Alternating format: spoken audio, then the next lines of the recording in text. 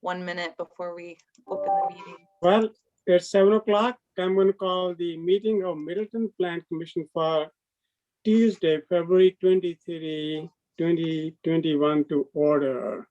And the first item, Abby, is the roll call. Bruce, Here.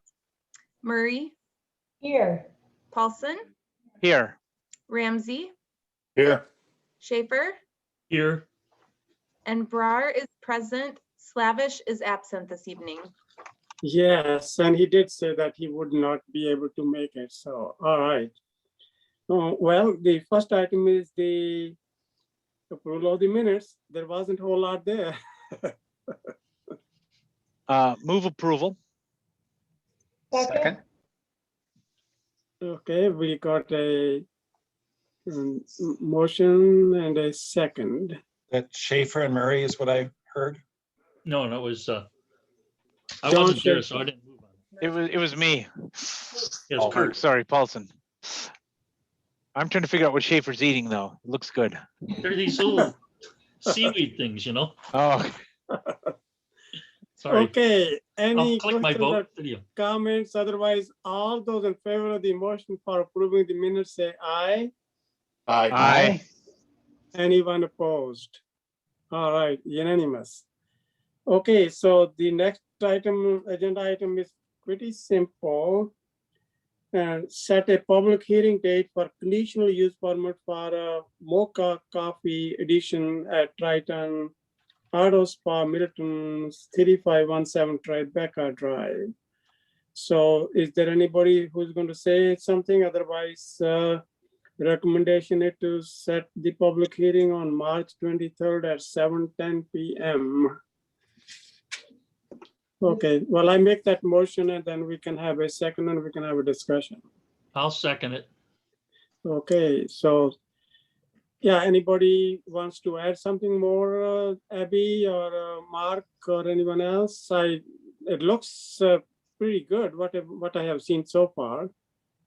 Yep, I don't have anything to add. We do have concerns about their signage, which, we didn't do a staff report on this item because we're just recommending setting a public hearing at this point. Commissioner Bruce has his hand raised. Bruce? Yeah, the only comment I had is I would encourage that the architecture for the new Moca building be tied into the Triton car spa to the best of their abilities. I know that they're working with a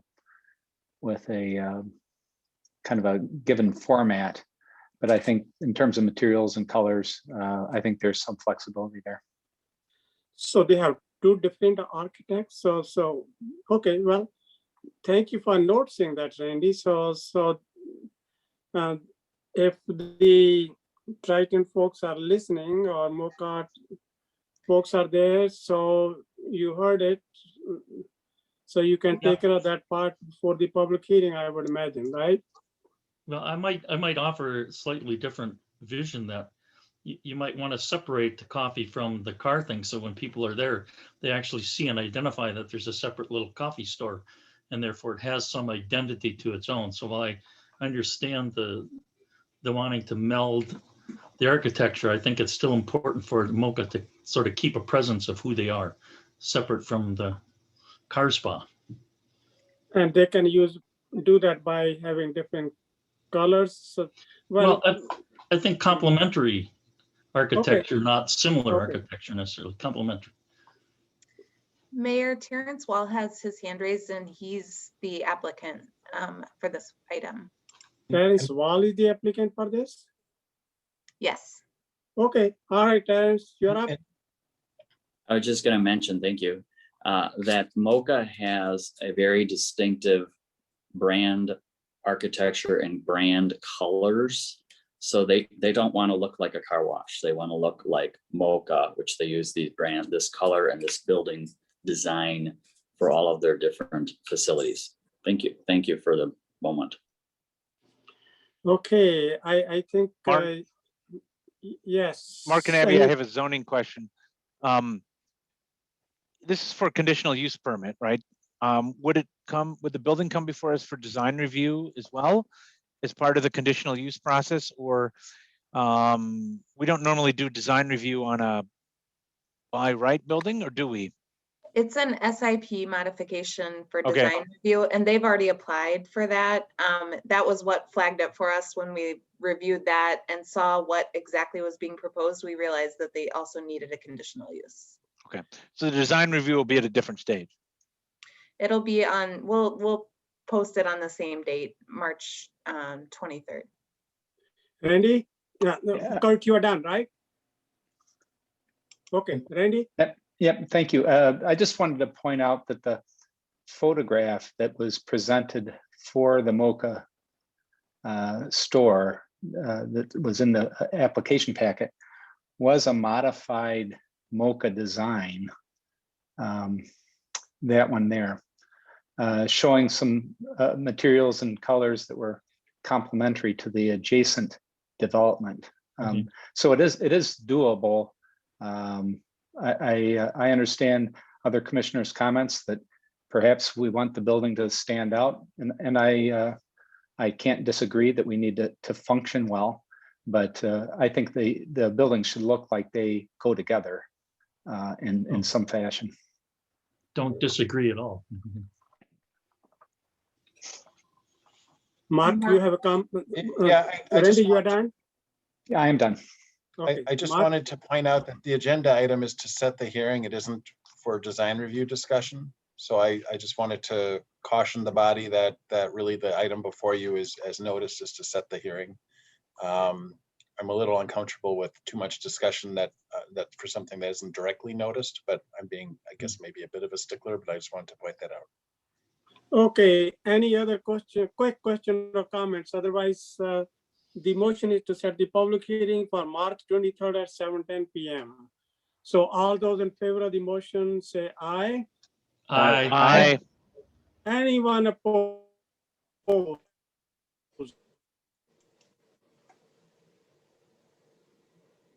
No. Hearing set public date for rezoning a portion of a lot from 1 to 2 for Mayor- University Avenue. Yes. Mayor, I think Go you're ahead, cutting Mark. out.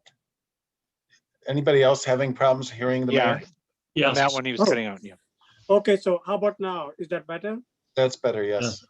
Okay, I will come closer. So, okay, thank you, Mark. It's good to know. Well, anyway, whenever you see that I'm not being heard properly, please let me know. So, thank you. And Well- I have the comments for this one. Speaking of being a stickler, I wrote the hearing notice. My staff comment was written backwards from what I intended. There was a 3-lot CSM that you reviewed at a previous meeting and approved, and that has since been recorded. The lot in question, there were 4 lots originally on the property. Now there's 3. The lot that was dissolved was zoned R2. The 3 remaining lots have all taken some of that old lot, and we are just trying to align the zoning boundary so that it follows the new lot line. That's the issue that's before you. So unfortunately, I just realized the address that's listed is actually, I think the address might still be okay. Anyway, I would recommend that you still schedule the hearing as indicated, and that was noticed to set a hearing. It's referencing the applicant correctly. It's going to be changing, instead of to R2, it's going to be taking R2 land that is going to become R1 land. So Okay. the heading is technically incorrect, but I mean, he's trying to, there's going to be a transaction here in the near future with the property. So they really are hoping to stick with the March 23rd date. And I think the hearing notice, the intent here is to notify the public. Everyone's going to get a notice. So I'm okay with you taking action on the slightly revised request. It was a Okay, so clerical error. okay, so we need to set a public hearing on a slightly revised thing, as Mark pointed the out. same that- property, it's just a different zoning. Yes. It's going from R2 to R1. So Yes. So need a motion to approve and Ramsey will move motion to set a public hearing date for March 23rd at 7:15 PM. Ramsey will move to do that. Okay, I'll second that. so motion by Elder Ramsey and second by Commissioner Paulson. I don't think we need to have any further discussion on this one, isn't it? So the motion is to set a public hearing date for this item number 2 on March 23rd at 7:15 PM as described by Mark. All those in favor of the motion say aye. Aye. Aye. Anyone opposed? So the motion passes unanimously. We are now on to item number 3. This is a concept review and just a concept review for the prime urban properties mixed use building 6230 University Avenue. And I know Commissioner Randy Bruce is going to recuse himself, and lo and behold, Kurt Paulson is teaching again at the university. He got one of the developers as student. So he will fully participate, but he wanted to make us aware that one of the developers is taking one of his classes, and he hasn't really talked about this to that student. So he can participate without any hesitation. So, all right. So Mark, you're up. yes, so the staff report, I elaborated on the background of this project a bit in the staff report. I thought the application was very straightforward. This is a proposal for 2 lots that are currently commercial. One of them is vacant, is a vacant building, the former restaurant. And then, of course, the other building is a 1-story building with a couple different uses in it.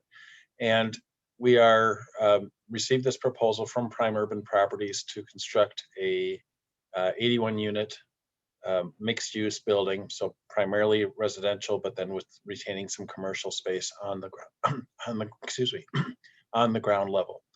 And so they are here before you tonight requesting your feedback.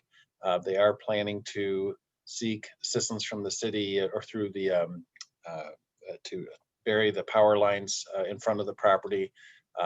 Abby, remind me again who that was through. It's a WEDC Right. CDI Community Development Investment Grant that the city is applying for on behalf of the applicant. And the council has endorsed proceeding with that application. I would start, and I would say that I'm very pleased that something is happening in this area there. And that former Mexican restaurant there has been sitting there for a while. And so this is actually wonderful. And the second thing is that when I went through the packet, that it is good that there's a commercial part there. And, there are people who still use laundromat and these sandwich shop, they may still want to be part of it. I think that's I'm sure, Abby, you talked to them that they wanted to have a commercial part of it. And then the third thing which I noticed is that most of it is, 1-bedroom studio, and that's most of it. And then there are few, I don't know how many, maybe 9 2-bedrooms. And so I think, so it is hopefully will be, a lot of students and the other people who can't really afford, high rent areas, this will be great for them. So to me, it looks like a very good project, and keeping commercial, taking care of this area which needed something, and hopefully accommodating the businesses there now. And question was the in and out there. So it will be, I haven't looked at it. It will be just right side, or is there a easy way to get in and get out, or not? I know there's a little divider there, but I don't think that would be, so Mark or somebody, you will address that issue. And the same developer has a, the development right across from it, which is interesting too. My question for the staff is that if you go and look at our build thing, which we had for the university, this University Avenue, that was, I think, the maximum height, and that was 3-story. But I don't really have any problem. But if we could make that clear that we are going to be going over that, and that 4 stories were just fine. So, but that is the question which we need to clarify, that in build thing, the maximum was 3 stories from what I remember, and this will be 4 stories. So, okay, I will open for the others. So let's The see. applicants are probably present too. If you have questions for the applicants, I think they are present as well. Okay, so would they like, okay. So I got John Schaefer and then Kurt Paulson, and then we will have the developers too. John Schaefer and then Kurt Paulson. Yeah, I guess two small issues. I'm a little uncomfortable calling it multi-use because there's only one corner room of one floor that's commercial. So it's really a minuscule amount of commercial, and that may be okay. But when we talk about it as a multi-use, I see that as a minimal multi-use. My only real concern, I think it's great that that whole area has been kind of blighted for years, but where that driveway comes out on the right side of the building is so close to the interchange of Allen Boulevard and University Avenue, which is a very heavily traveled interchange. And I've tried to go in and out of those Melios sometimes. And if you're coming out on that end, which is what would be the south, sort of the southeast side of that building, you're really tight on that intersection. And I might advocate looking for some way to flip that parking or do something that would move that entrance further to the west on University Avenue, because you're really tight on that intersection. That's an excellent point, John. So are you done, John? Yeah, I'm done. Okay, Kurt. I was going to ask the applicant or the architect on this site plan that we see in front of us. What is the distance from the edge of the building, the front of the building, to the sidewalk and curb of the street? I don't see this overlaid on the aerial photo. There's a bike path in front if I see the aerial photo. Bike right? lanes. Or sorry? Bike lanes. Bike lanes, but there's some sort of sidewalk in front, right? Yeah, I see bike lanes on the street. So the proposed building, how close is it to the sidewalk? I can speak to that. This is Kevin Burrow with Oaken Bruce Architects. The building itself is set back 25 feet behind the sidewalk. And then there's approximately 12 to 15 feet between the sidewalk and the street. So it's a net setback of about 40 feet altogether. And one of the things we've talked about is, of course, the kind of urban design of bringing buildings closer to the street. And we don't have a full corridor plan yet, but if we did, it might even have a build to line.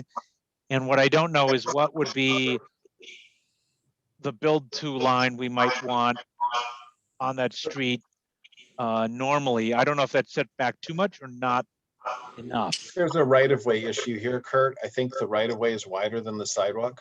Okay. I think that, and Kevin, correct me if I'm wrong. Yeah, you're correct. We are only about 5 feet from the property line with our building. Well, okay. that's that probably as close as you should get. So. And then, so there's only one driveway, right? There's one to the surface parking lot, and then on the far west side, there's access to the underground parking. Oh, okay. And I know that engineering will probably do a TIA, but it might prohibit left turns out of there. So, There's sorry?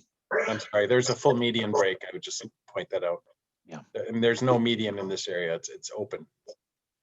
Yeah, yeah, the left turns would be hard. I have tried sometime and, but that's something which we will have to deal with. So Kurt, you had some more points or you're done? Yeah, no, I was just going to say that I'm getting feedback. Sorry.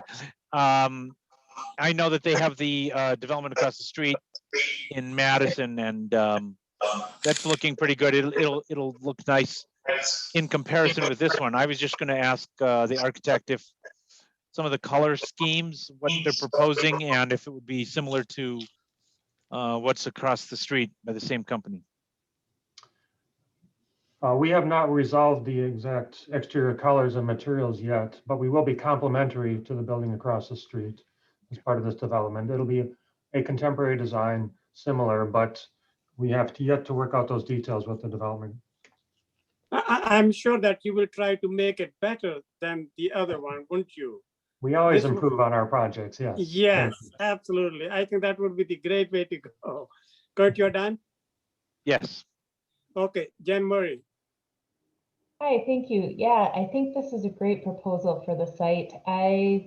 The access to me seems okay, particularly because there are 4 lanes of traffic on University Avenue. So we'll see what the TIA says, but I think there'll be plenty of space there, and the ability to get into and out of the property safely should be okay.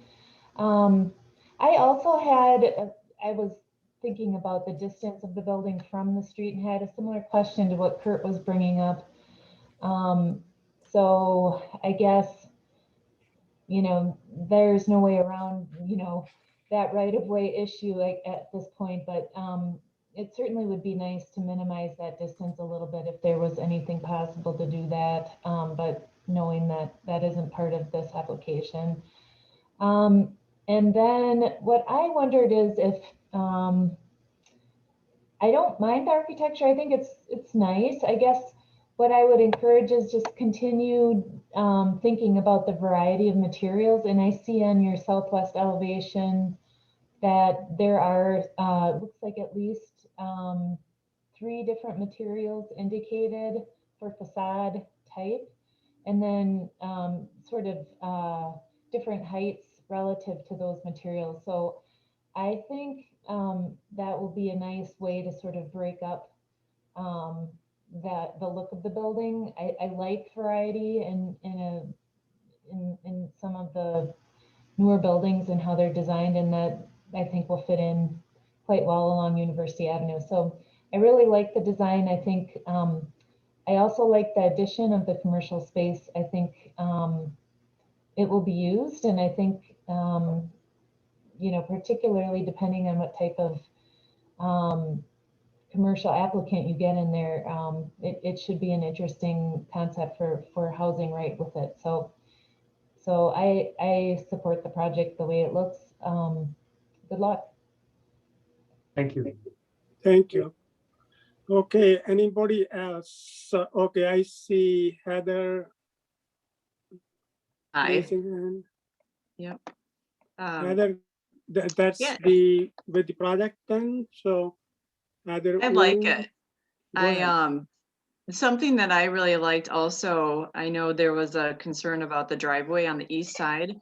I'm on that street quite a bit, and something that is one of the reasons I actually like it on the east side of the property is because it's closer to the intersection, so you have a slower rate of speed, which I think would provide additional safety for people coming in and out of it. So just another way of looking at that. And I think aesthetically, it's very pleasing.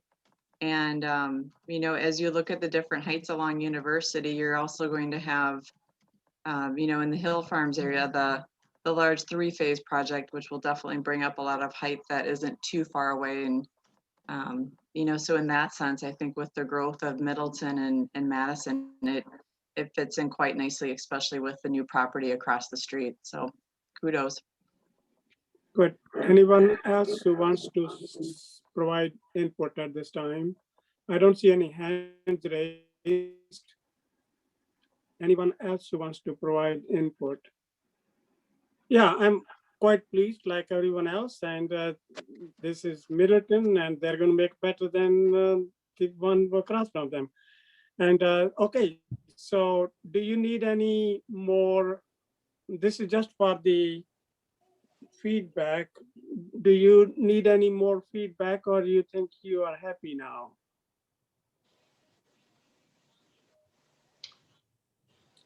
This is for the developers. Do you need any, you think you got enough feedback, folks? Yes, I think we've got enough to work Okay. from, and we certainly do want to refine the design as we move forward. Okay, and work with the staff, so which you are already doing. So yeah, I know you have done a lot of stuff with Abby. She has been quite happy with this, and we want you to have that $250,000 grant to underground those utilities. I think that will make a difference too. Okay, all right, we move on Thank to you. item number. We don't need to do anything more, Abby, right? It is just to provide feedback. You can provide, go ahead, Abby. Well, you wrote the staff report, so why don't you go, Mark? Yeah, I mean, there's no obligation for the Plan Commission to provide a motion as part of concept review. That is an option you have before you if you wish to offer a motion. Otherwise, I can, we'll simply document the feedback that you provided. Any sort of motion for concept approval is not binding on future approvals. Just as a Okay, so But- you would, okay, so But somebody. I think it would be helpful if it sounds like we're all in favor, so I would make a motion to provide concept approval for the 4-story mixed-use 81-unit apartment building. This is Did you Murray. get I'll second? second that. Murray will Okay. second. Okay, second by Jennifer Murray. Any further questions or comments? Okay, all those in favor of the motion of the concept review say aye. Aye. Anyone opposed?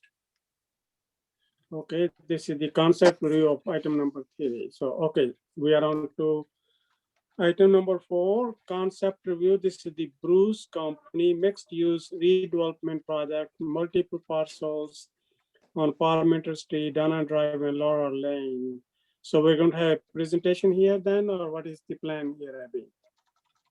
We have several of the applicants available on the line, and I'm guessing that they'd like to share the concept that we've been working with them on over the past several months. Before we go into that, just really quickly, I wanted to mention that the engineering staff had provided some comments that I included in your packet, and we did get some additional comments back from the developer on those. And it's something that I think our own staff needs to continue to work together with planning and engineering on as this project continues to progress. Our planning staff supports a public street, and I included that in the staff report as Laurel Lane. Laurel Lane is the north-south corridor that exists already, and we support extending that to the south and then curving to the east to connect up with Parmenter Street, and our staff supports that being a public street. And we think that that's really important because we would like to get a public park included as part of this project. And this is increasingly important as the city continues to grow from infill development, that we're providing adequate parkland for new apartment buildings and other areas as they become more dense in the city. And it's a lot harder to get public parkland in the core of the city, and it's also more expensive than when you have a big subdivision outside the city and you're using land dedication. But we're continuing to work on that. There was one thing I flagged in my staff report as a concern, which is that I would prefer to see more variety in the types of housing that are offered throughout the concept. I did hear from Terrence today, and he wanted to make it clear to the Plan Commission that he doesn't support building condominiums or townhomes based on his experience in the market. He's not supportive of including those. I think that there are still some opportunities to continue to work with the applicant, and I'm looking forward to hearing Plan Commission feedback tonight. Thank you, Abby. And I will go ahead and start. So the Bruce's Company, this has been there forever. And I think people love this company, and it is a landmark. And so it is we are very happy that Bruce's is going to stay here in Middleton. That's very, very important. And I'm really happy that they are.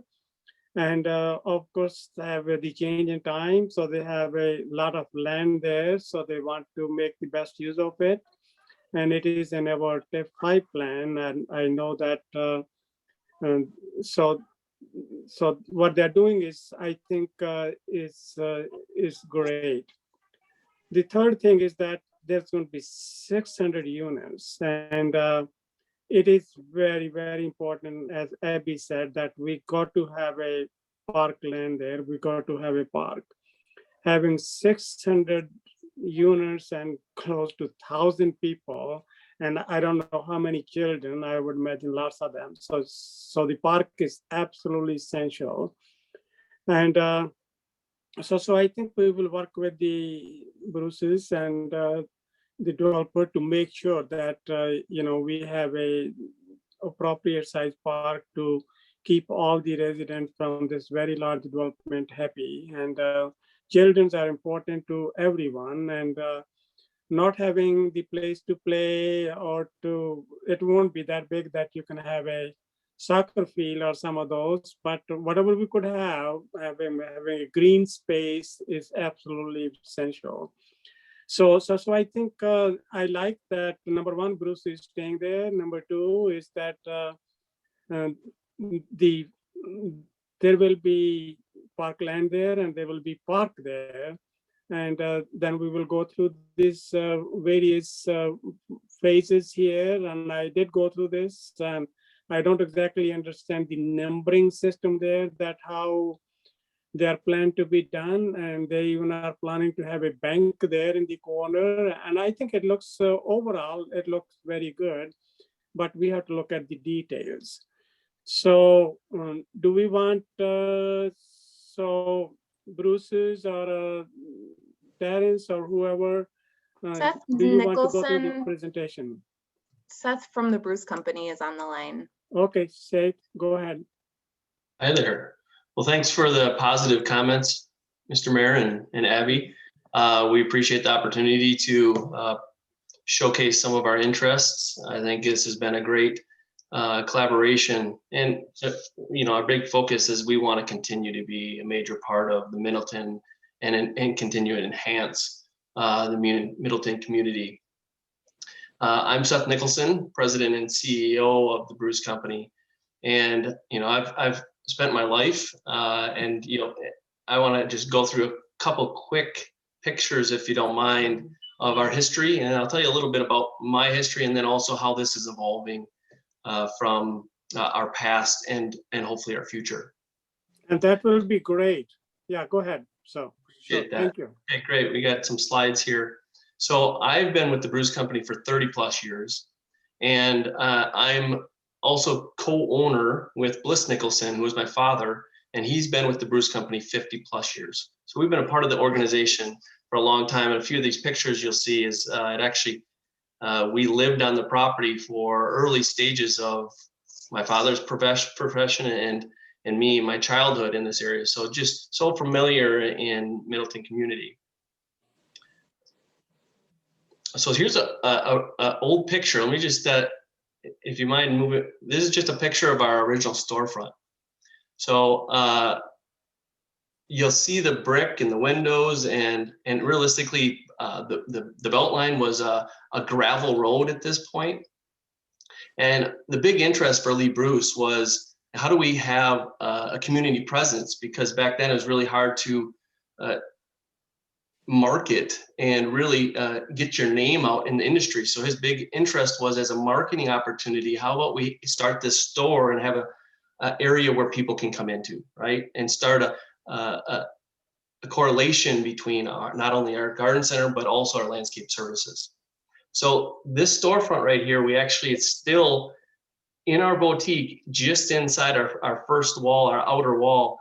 You still have this brick in the windows inside our store. So it just goes to tell you how we've continued to expand and build on and on, which a further slide, you'll see some of the expansions that have surrounded this footprint in itself.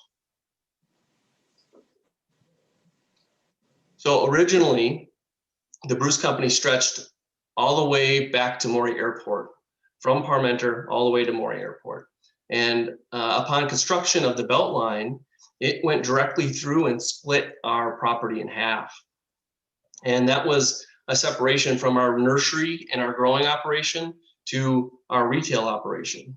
And the belt line went directly through our field operations, our distribution center, which supplies all of our bulk product, all of our plant material for our landscape department.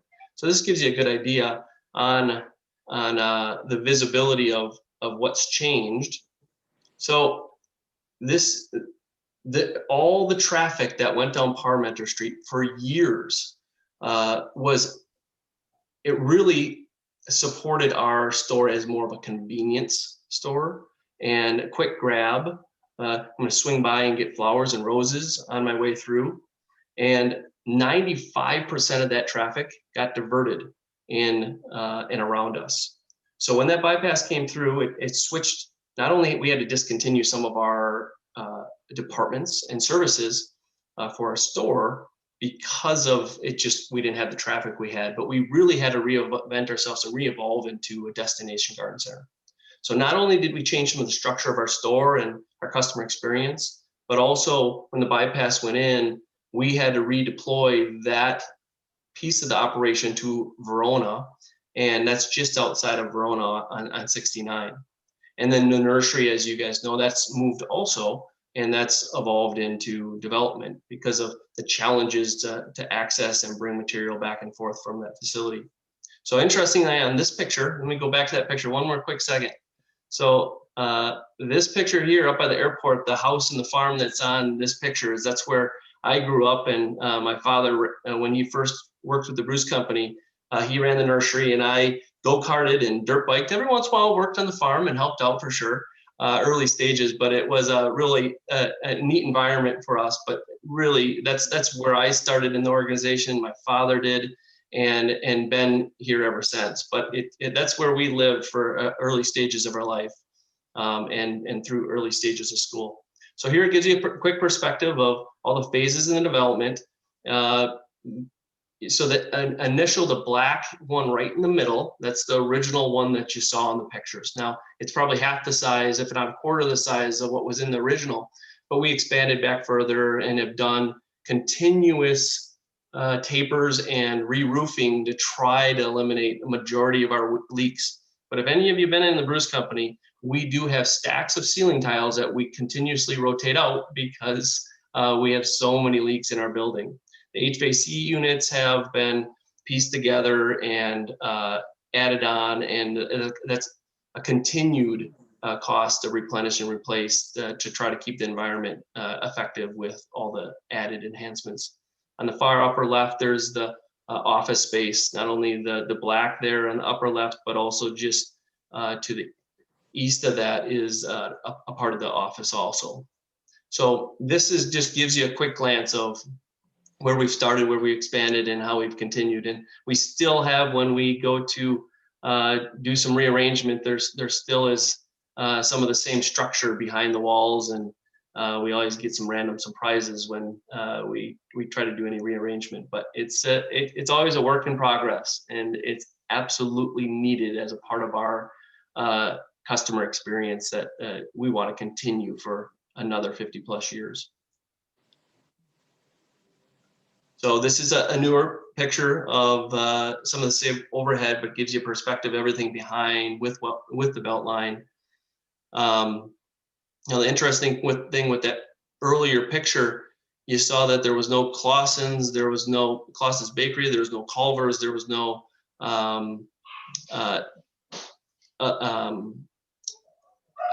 some others, and now it's evolved. You can see those buildings have now evolved into it. So quite the different surrounding perspective around the Bruce Company itself. So this gives you just a quick perspective on the overall campus, right? So we not only, sorry about my dogs, so not only Sampler Square, we're in contract of purchase of that, but you can see how far it goes back to the belt line. This is our field operations, a lot of our trucks. This is our bulk bins, our warehousing for the retail store, fuel tanks, shop operations, and a large portion of our fleet. And then, of course, in the front end of it is our garden center. And then, as you also notice down by the creek, we own a portion, if not across the creek in some areas. So we want to work with you guys on figuring out how we can give that back and figure out a way to enhance that space for more to use. So I think that the Pleasant Branch opportunity is a tremendous opportunity to really bring people to the area and just showcase that more from some of the history and challenges that has produced. So the few options that we started with, and because of our history and some of our experience with the Beltline, we came back to say, what are our options? We do have a large spot in Verona that we had the option to move to. So we came back and said, do we move the store, our offices, our full operation and everything, just move out of here completely and move to Verona? It definitely is not our preference and our interest, but it's definitely something that we had to make sure that we evaluated as options. Do we keep all our operations here in current state and continue to work around and the challenges that we deal with for our facility and our operations? Or we've gotten some really good feedback on and direction on how we could do both. And how do we really focus on tying in with the Middleton concept plan and also our relationship and our customers and our community here in Middleton. So how do we really enhance our customer experience with our store as just really the staple and the front of this potential development, and enhance it and really evolve our customer experience, our outdoor living, our really continue the brick and mortar from a lot of the challenges that we're dealing with now with like big box stores, e-commerce, COVID challenges. So we really look at this as a good mix of retail in the front and taking our operations and our field operations and continuing to evolve them to our Verona facility, Verona operations. But all of our office staff, so we do offices here, our office staff, our landscape architects, our sales process. So we'd also have customers from design build, they would come right to our facilities in Middleton. So our customer base, we have 50,000 plus customers a year coming through our store. We have 300 plus employees, living wages, benefits, and we think that really fits with the future platform. So is that it for slides? So, you know, our big interest, we're not developers, right? So this is very new and different to us. Terrence Wall is a big partner of ours. We do a lot of work, a lot of construction, a lot of partnering on jobs with Terrence. And we know from seeing a lot of things that are happening around Middleton, we realize that if anybody has the experience in the Middleton area and what to do, and as a trusted partner, we went to him first and just said, hey, Terrence, can you help us understand what's next and what to do? So if there's anything additional, any questions for me or Terrence, if you have anything additional that you'd like to share in this? Yes, thank you. We have a few more slides. Wanted to just start with the fact that Bruce Company, we did analyze the different options for them, and working with staff for 5 months now, came up with the hybrid, which is to move the field operations to Verona and rebuild a new office and retail store combination. There are some very specific requirements here for the Bruce Company. They're absolutely a must have for them to be survive and be successful. One is to be able to build a new building, a new office and retail building for them while the store remains open. And then when that new building is done, move them over in a single day, and then we can close the old store, tear down that building and continue development. So we're going to have the new mixed use building for them. And then behind that, where the field operations are, would be multifamily, as well as a building that could be either office or hotel. So we're requesting approval as either office or hotel. There's obviously not a need for office or hotel right now. You know, maybe in 10 years when we get to that point, there might be a need for one of those things. And then the parkland.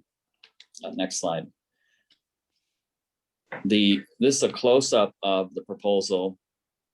The red zone is the retail and the greenhouse, and the blue zone simply represents a second floor of office space, so that the Bruce Company headquarters and their office staff can be in the same building. Right now, they're in different buildings, so management can't really see, can't really closely monitor the retail unless they, walk outside in the winter and come over and go into the retail store. The retail footprint is larger than the office footprint. We also have an open air pavilion there in green. The idea behind that is that it goes to a larger open area that's basically enclosed and secured, not enclosed in a building, but enclosed in the sense of the outdoor space to prevent people from walking off with plants and things. But the pavilion provides access to what we call the event space. And that was something actually that Abby had suggested was, having an event space like Reindeer Day. When the reindeer come to the Bruce Company, this is where they would be. And then Bruce Company is intending to hold more events going forward, because that's really the nature of retail in the future if you want to compete with the web and the big box stores.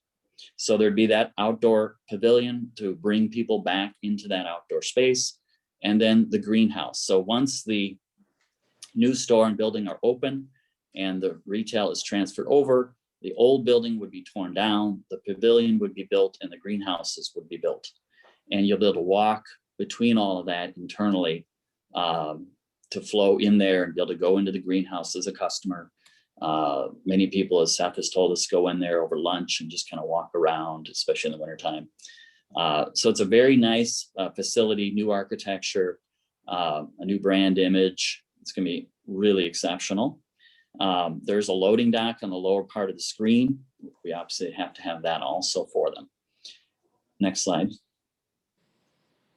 Now, look at this. The upper right corner, we also have an office building, a 3-story office building plan, potentially a bank with a drive-up facility behind and underground parking.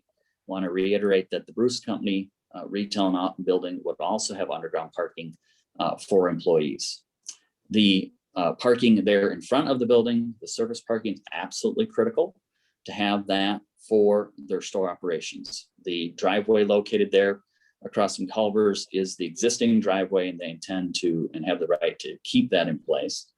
The drive-up facility has a driveway, and then you'll notice there's a second driveway that goes to the underground parking for the bank office building, just so you know. And then the outdoor space you can see there where the events will be held.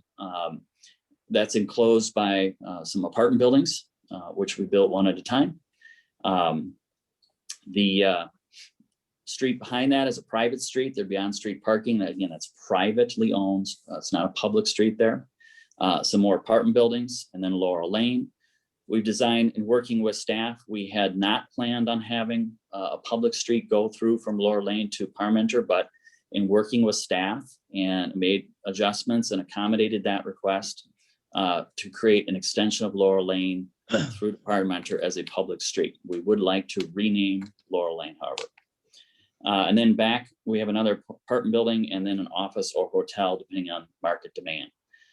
We also have, if you can see there, a clubhouse.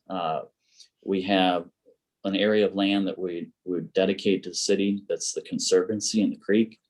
But then you can see our clubhouse and pool. That'd be a private facility for the apartment residents. We've incorporated a playground set. We'd be happy to even consider, dedicating that as part of an overall deal, with the city. The apartment building to the right is only partially shown. There's a chunk there on the end of it where we have proposed that there could be a community facility, a single-story attachment to that building where, like Tenny Park, where you could go in and rent skates and put on your skates and then step out to an ice rink in the park.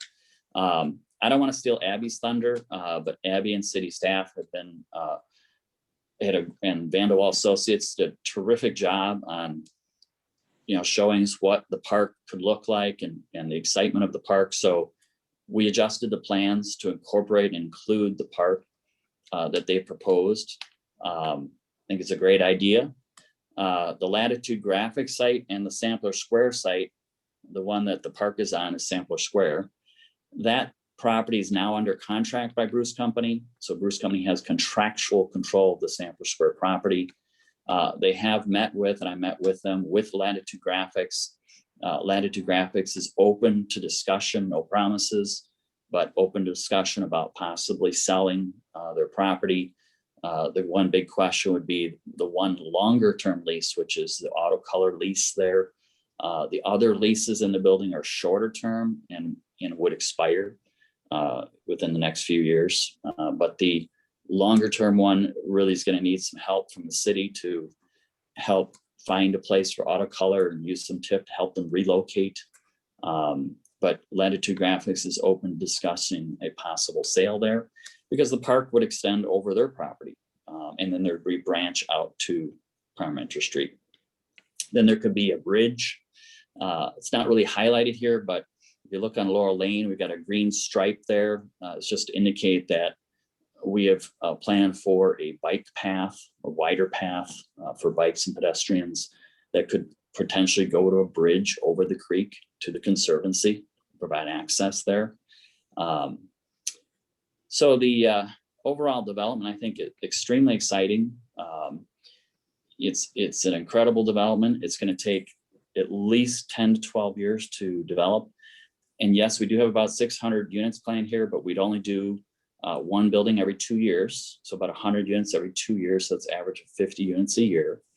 So it's not overwhelming. There wouldn't be more than about 700 people, 700 residents overall, about a 1.1 ratio if you want to get a resident count in this location. Reminder that there's 3 stages to this process. We're in the concept stage only. This is just, give us feedback, general feedback, give us a heads up. Are we, is this the right direction or not? Then we'll come in with an GIP zoning request, and that'll be the density, the preliminary plat, the zoning, the uses. Again, I want to remind everyone that at the GIP level is not, is not to get in the detail there. We will then come back a third time to pester you with SIPs for each and every building. So there'll be multiple SIPs. Stage 1 might include, 2 or 3 SIPs for the number of buildings we might start with. The retail and office for Bruce County is certainly one apartment building, maybe the bank office building. That SIP level is the level of detail where, you get into all the little nitpicky stuff, colors of, the building, the siding, the, materials, everything. Engineering issues, things like that will be resolved in the SIP level. So this is just a very preliminary concept plan. Want to let you know also that we did hold a neighborhood meeting for all property owners within 250 feet. For the individuals who were notified of that meeting who could not attend, we have actually already met with some of them or talked with them by phone. Others we're still trying to reach out to again, just to give them the opportunity, make sure they're aware of what's going on here. So we've been keeping people informed around us. It's obviously mostly commercial properties, but couple of them haven't responded at all. So that's the big picture. We're really excited about this, creating a really energizing new community in Middleton. If you remember, for those of you who were around when we created Tribeca Village, we talked about the barbell. Remember that? The barbell, where Tribeca was one end of the barbell and Middleton Center was the other end of the barbell. And, it sounded like a lot of hype, but here we are. And, Tribeca Village is being developed out. Middleton Center is almost done being developed out. So you got the 2 weighted ends of the barbell, like anchor tenants in a mall. And then in between is Parmenter Street with all the small shops and other development. And now that is now being developed out with a number of housing, and hopefully Merritt will come. But it's really coming together, for the city. I commend the staff. We've been working with them for 5 months on this, and they really came to the table, and Vanderwall came to the table with some really good ideas, and we've incorporated those. So we want you to know we've worked intensely with them, and that this is not done in a vacuum. And there's more to do. There's more work to do. We're not done yet, but we'll be detailing more of that in the SI or the GIP and the SIP stages. So that's it for me, except for any questions you might have for Seth or me at your discretion. So Seth and Terence, so you said you met the neighbors. So you met with Clausen's, Culvers, and the other facility right across from the on Discovery Drive. Who did you meet? Yes, let's Jake, let's go back to the slide with the site plan with the property owners.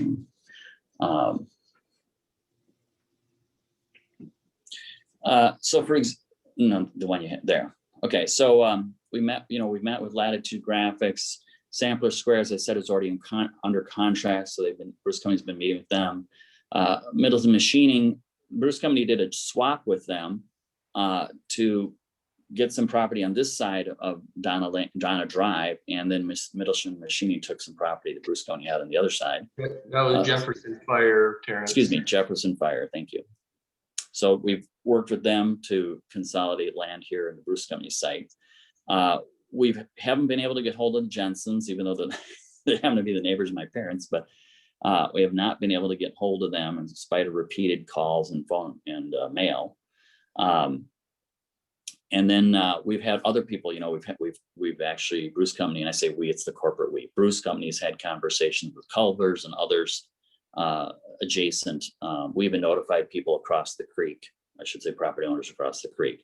So everyone's at a different stage, but everyone has received a notice. Everyone was invited to the neighborhood plan. We had people show up at the neighborhood plan, and we also talked to someone individually in person in a meeting or on the phone.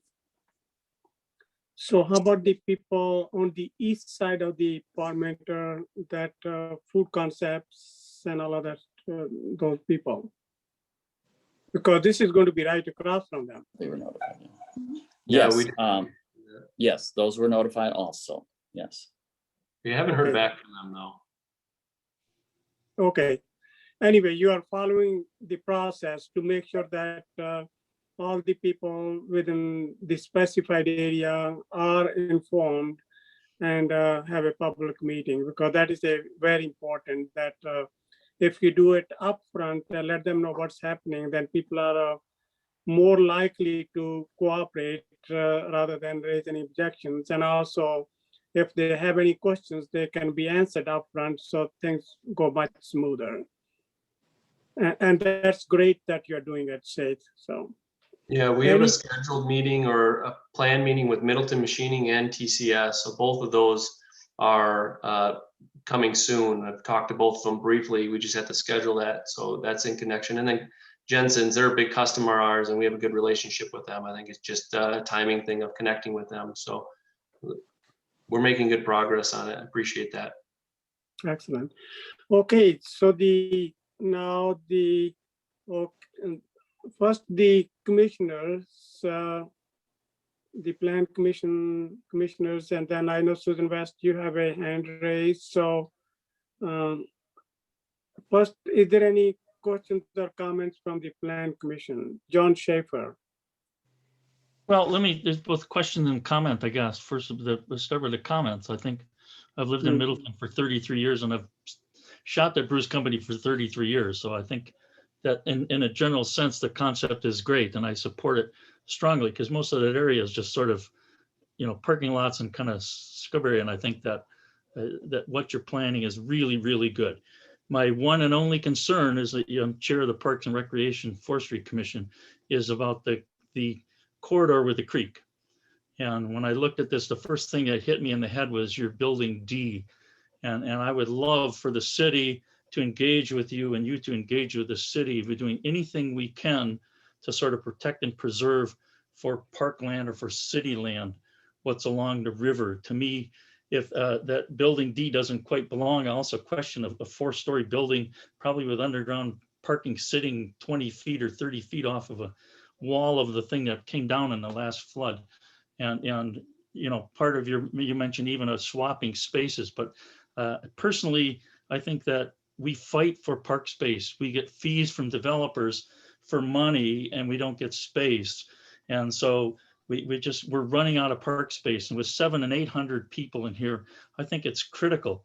But you know, the creek, Pheasant Branch is just it's a major asset for this city, and I'd hate to see us just start to cram buildings and apartments right up against the edge of that creek.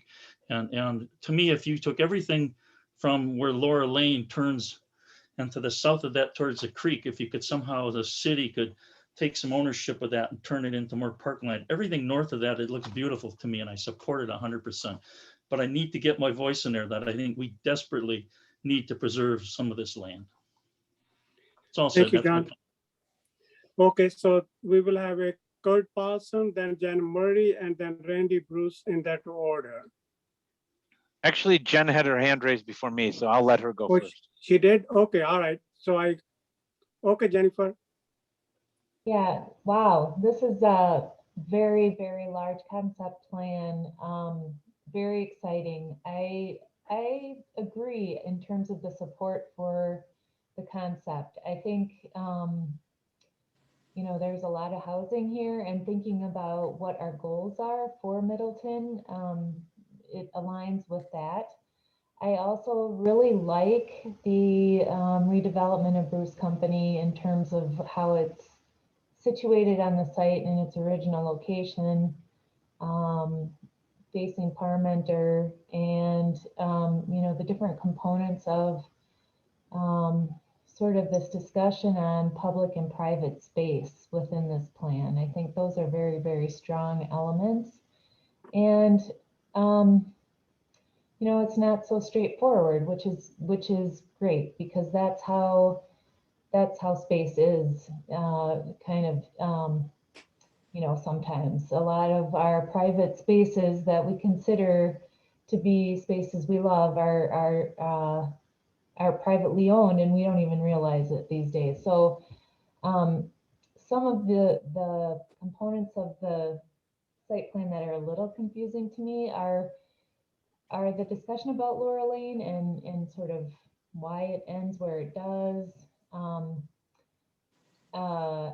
that aspect of the plan. I'm not sure why that's public and not, you know, privately owned like some of the other sort of streets in this development would be. So if anyone could clarify that, I guess that would be a question. And then, you know, thinking a little bit more about this hotel space, and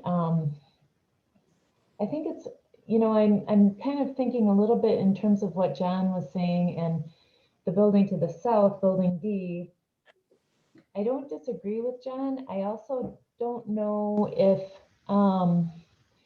that may also be a building where you might want to think about, you know, having more of a public sense to that building, just because it may pair well with the hotel being on that portion of the site.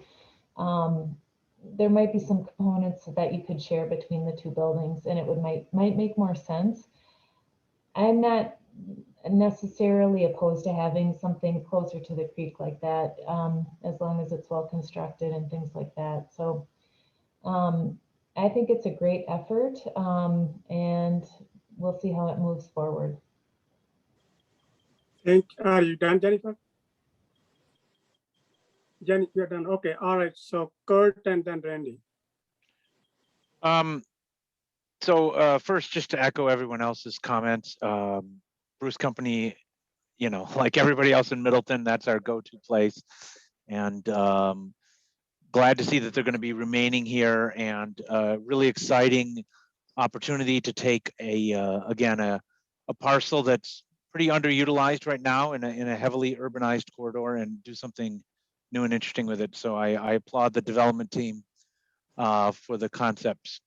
But, and Terrence knows probably, I don't have a clear explanation of why, but this site plan, at least this concept to me, is pretty sterile and unimaginative. At least as a concept, it's mostly L-shaped apartment buildings. And I understand the constraints of the site and the needs of development right now. And, certainly what Terrence has experienced in terms of difficulties with townhouses or condos. I just think this is such a wonderful site and an opportunity for kind of a generation to define a corridor. And I don't have a good solution. I haven't sat down to try to design it myself, but I guess it just, I don't know, it feels flat and a little sterile. So something to kind of, and maybe we'll see this more when we see the design, but something to really liven it up, be creative, maybe provide a greater variety of building type and housing type than just the kind of standard L-shaped building. I'd like to see the retail closer to the street, but I realize that if you're going to keep your customers, that's probably not a big deal, given how far the buildings across the street are set back. It would be great if you could extend all the way to the corridor with the Latitude graphics site.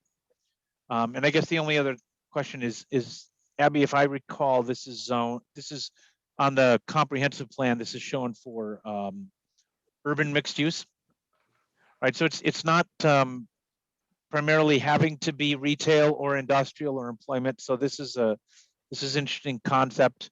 I agree with John that maybe building D is a little too close to the creek. Maybe it could be rotated 90 degrees and reconfigure some of the parking so it's more oriented towards the belt line. I realize that probably is a difficult design because that apartment would probably, one of the rental premiums from that is obviously proximity to the creek and the view shed of the creek. So yeah, I really like, I'm excited about the possibilities. Maybe hire some of those great landscape architects at the Bruce Company to do something really innovative and creative. So since I teach in a Department of Planning and Landscape Architecture, I always think it's better to have landscape architects do site plan than more engineers and architects, because they can go wild and go crazy and do something creative and innovative and sustainable. And okay, I've said enough. Okay, Randy? Randy Bruce. You're on mute, Randy.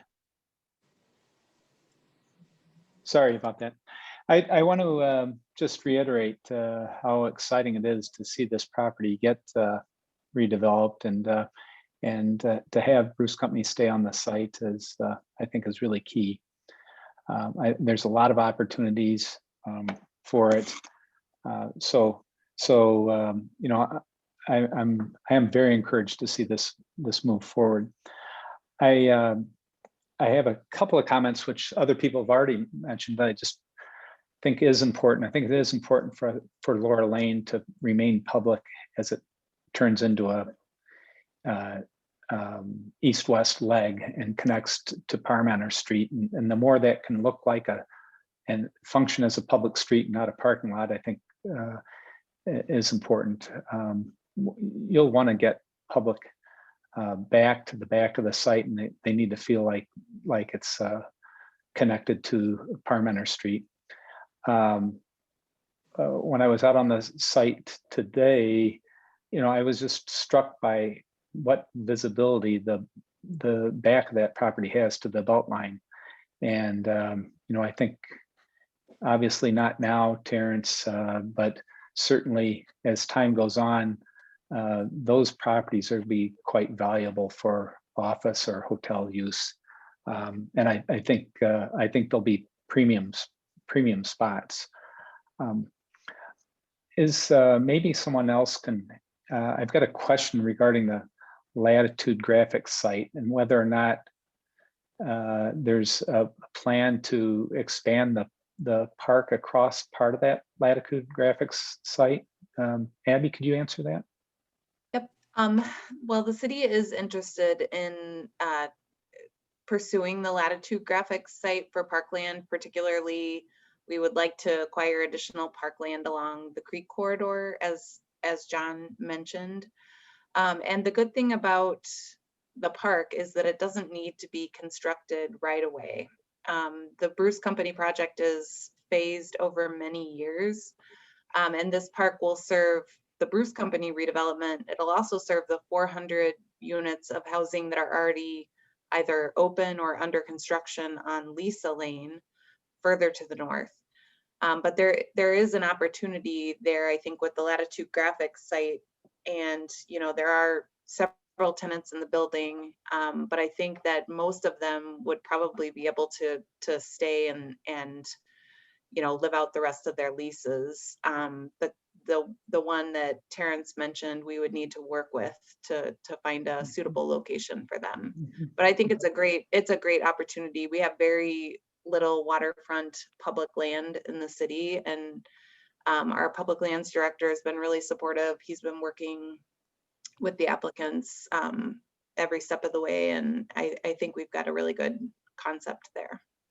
Yeah, excellent, because I think that'll be really nice to be able to be along the creek and then part of the park and have access to Parmenter. I think all of that would be fantastic.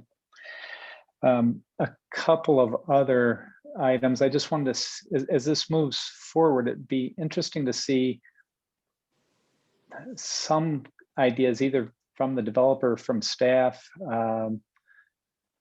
or our consultants as to how the Middleton machining site, the TCS and site might start to meld into this development, because we really got to be looking at this as a comprehensive plan. And finally, I would reiterate Kurt Paulson's statements about just having some more variety to the design. I like how the front, the east half of the site holds together pretty well. I think as it gets mirrored over to the west, I think it starts to get repetitive in its form and nature. And if there's any way we can get the office building or bank building up on the corner of Donna Drive and Parmenter, and have one of the buildings hold the street, I think that would be valuable. So those are my comments. Thank you, Randy. And then next one will be Elder Dan Ramsey and then Terrence Wall. Thank you, Mr. Mayor. I just want to reiterate what everybody said. I'm excited to see the Bruce Company stay there. As a lot of you know, I've been in Middleton for a number of years, and when I was in high school, I worked at Bruce Company most of the time I was in high school, and I fondly remember. And there's a good thing that there's no one there that can fire me, because me and my coworkers used to race the forklifts from the furniture warehouse to the store carrying pallets of fertilizer. But anyway, that was a long time ago. Truth is coming out, Dan. Truth is coming out. If you wait long enough, it comes out. So I really like this concept. I think it's got a lot of positive things about it. I would agree with Randy and Kurt that it seems a little vanilla in its design, and you know that partially could be because we're looking at a picture where it's all yellow and the you know it says they're all 4 stories. I think that in my estimation, I think that the heights would have to be changed somewhat too. Otherwise, I think I don't think it has got that much visual interest. One of the things I'm most excited about is the parkland and the idea of a public-private space, and something that we could do in that parkland there, whether it be a skating rink or something like that. So I'm really enthusiastic that something like that is being proposed. So overall, I have a good feel about it. And I look forward to seeing some more details. Are you done, Dan? Yep, thank you. Okay, thank you. Terrence Wall? Yes, thank you. So I've made notes on all these comments, so we appreciate the feedback. A couple of things I'll just provide answers to that or questions you had. Just to confirm again, lower lane turning to the east will be public. Okay, just to clarify that. We did put parking on there so that people could park next to the public park. Now we could increase more of the perpendicular parking if you wanted, or we could do parallel. Perpendicular gives you more land or more parking spaces for the public park. But we're also, some of the things, again, this isn't the detail level yet, but you know, if we're able to get Latitude graphics, we can have a parking lot next to that apartment building where it can be shared. You know, the public can use that during the day for the park. It's going to be empty.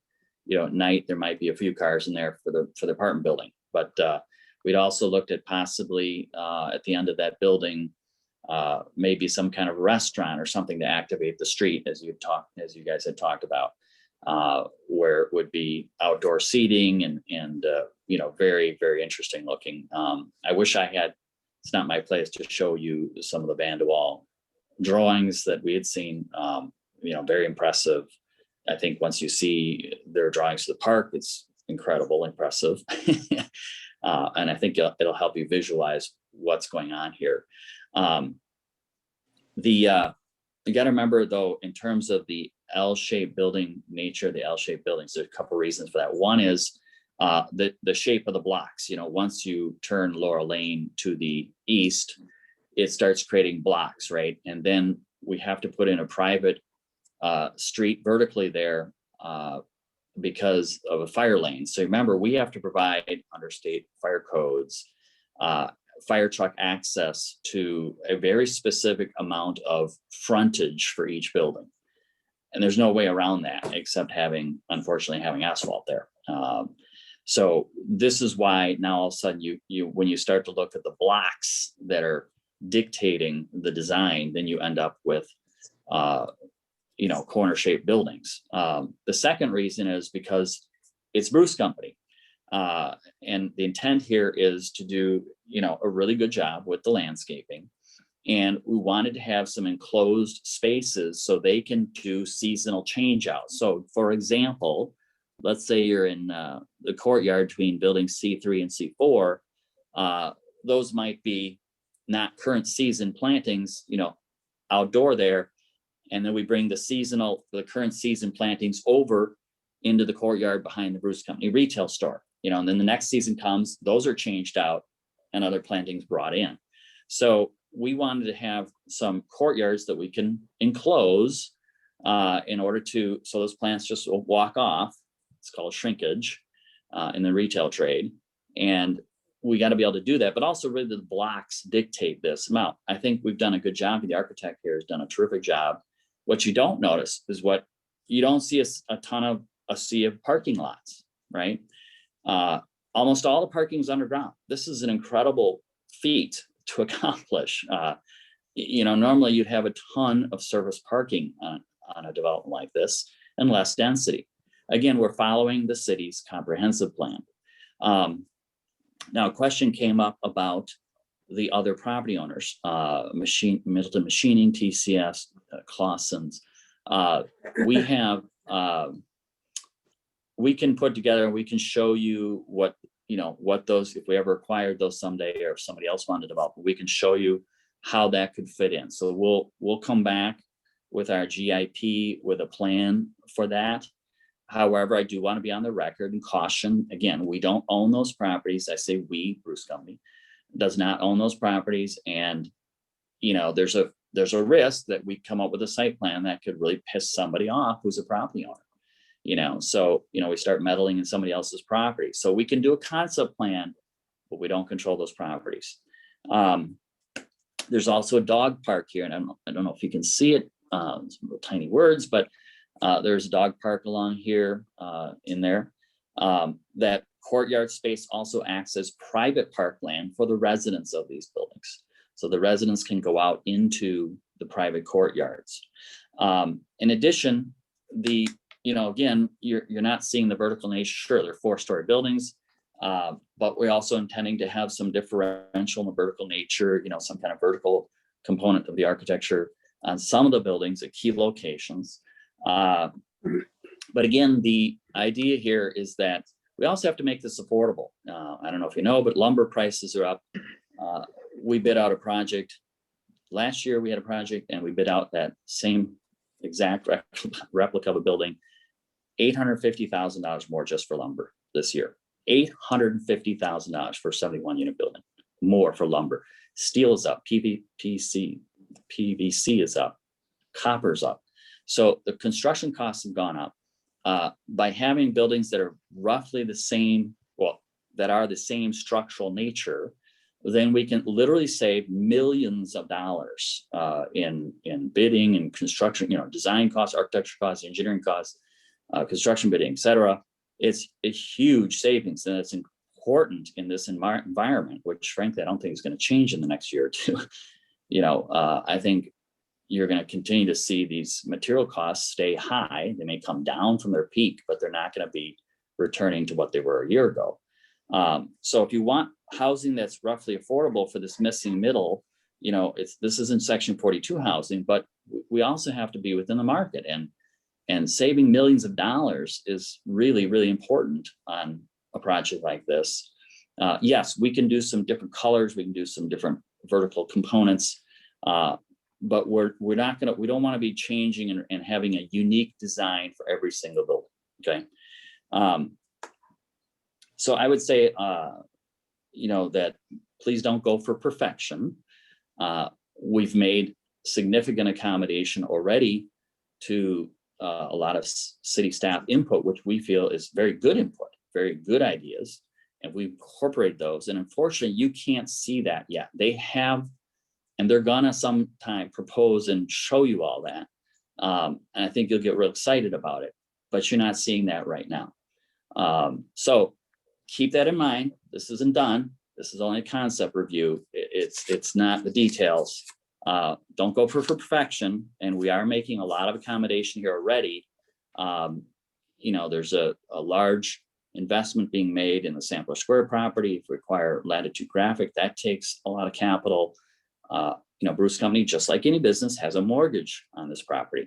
And so this has to work financially for them. And you can imagine the cost of building a new store and office for them is enormous in this environment. And, if they don't do it, they could be out of business in a few years because they can't compete with big box stores on the web. So this has to work financially for them. And we've been very careful modeling all that for them and being, coming up with a plan that can work for them financially and that we can take to the bank and get this thing started. So please, it's not going to be perfect for everybody. Not everybody's going to get everything they want. We've made a ton of compromises. We love what the city staff's going to show you down the road here. We're very excited about it. So I want to stay on the upbeat side that I think this is a terrific proposal by staff in terms of what they've added to this. And, you're going to see a lot more coming down the road here. So thank you. Thank you. Jen Murray. Yeah, I just had one more quick comment. Thinking about the buildings and the heights, what might be nice is to really look at or evaluate the Bruce Company immediate retail site for light relative to the building heights right behind it. That westerly face, the southwest, the south face of the buildings there, just ensuring that there's light in those courtyards, as they're selling plants and things like that. I think that would be a critical piece to the next phase as you're looking at that piece. Thank you. Elder Susan West. Yes, thank you. I am excited to hear that Bruce Company is staying. I have been a customer for 30 years. I'm an avid gardener. I do have one concern about just Bruce Company operations, because one of the things I really value is being able to get unique mulches, compost, and so on. And I hope that part doesn't go away. because I don't want to be forced. I'm not sure where I would find some of the supplies I get at Bruce Company.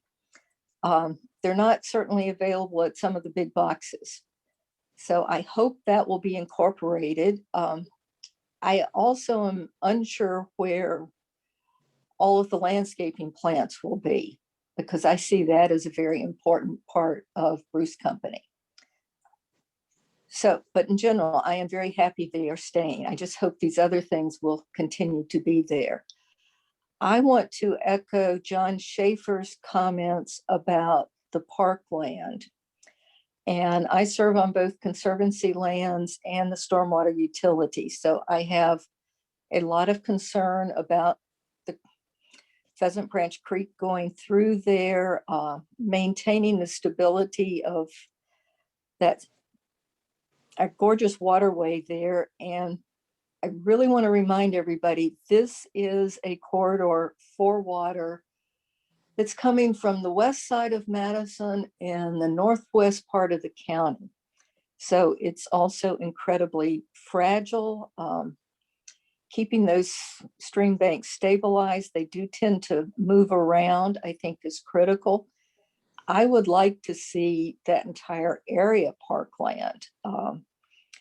It's something that's missing on this part of the city, not just for this development, but for all the businesses that are surrounding, like Fiskars, Spectrum, Mead and Hunt, and so on. I think it would be a great opportunity for people that work there and for the apartment buildings to the north that are already either constructed or under construction.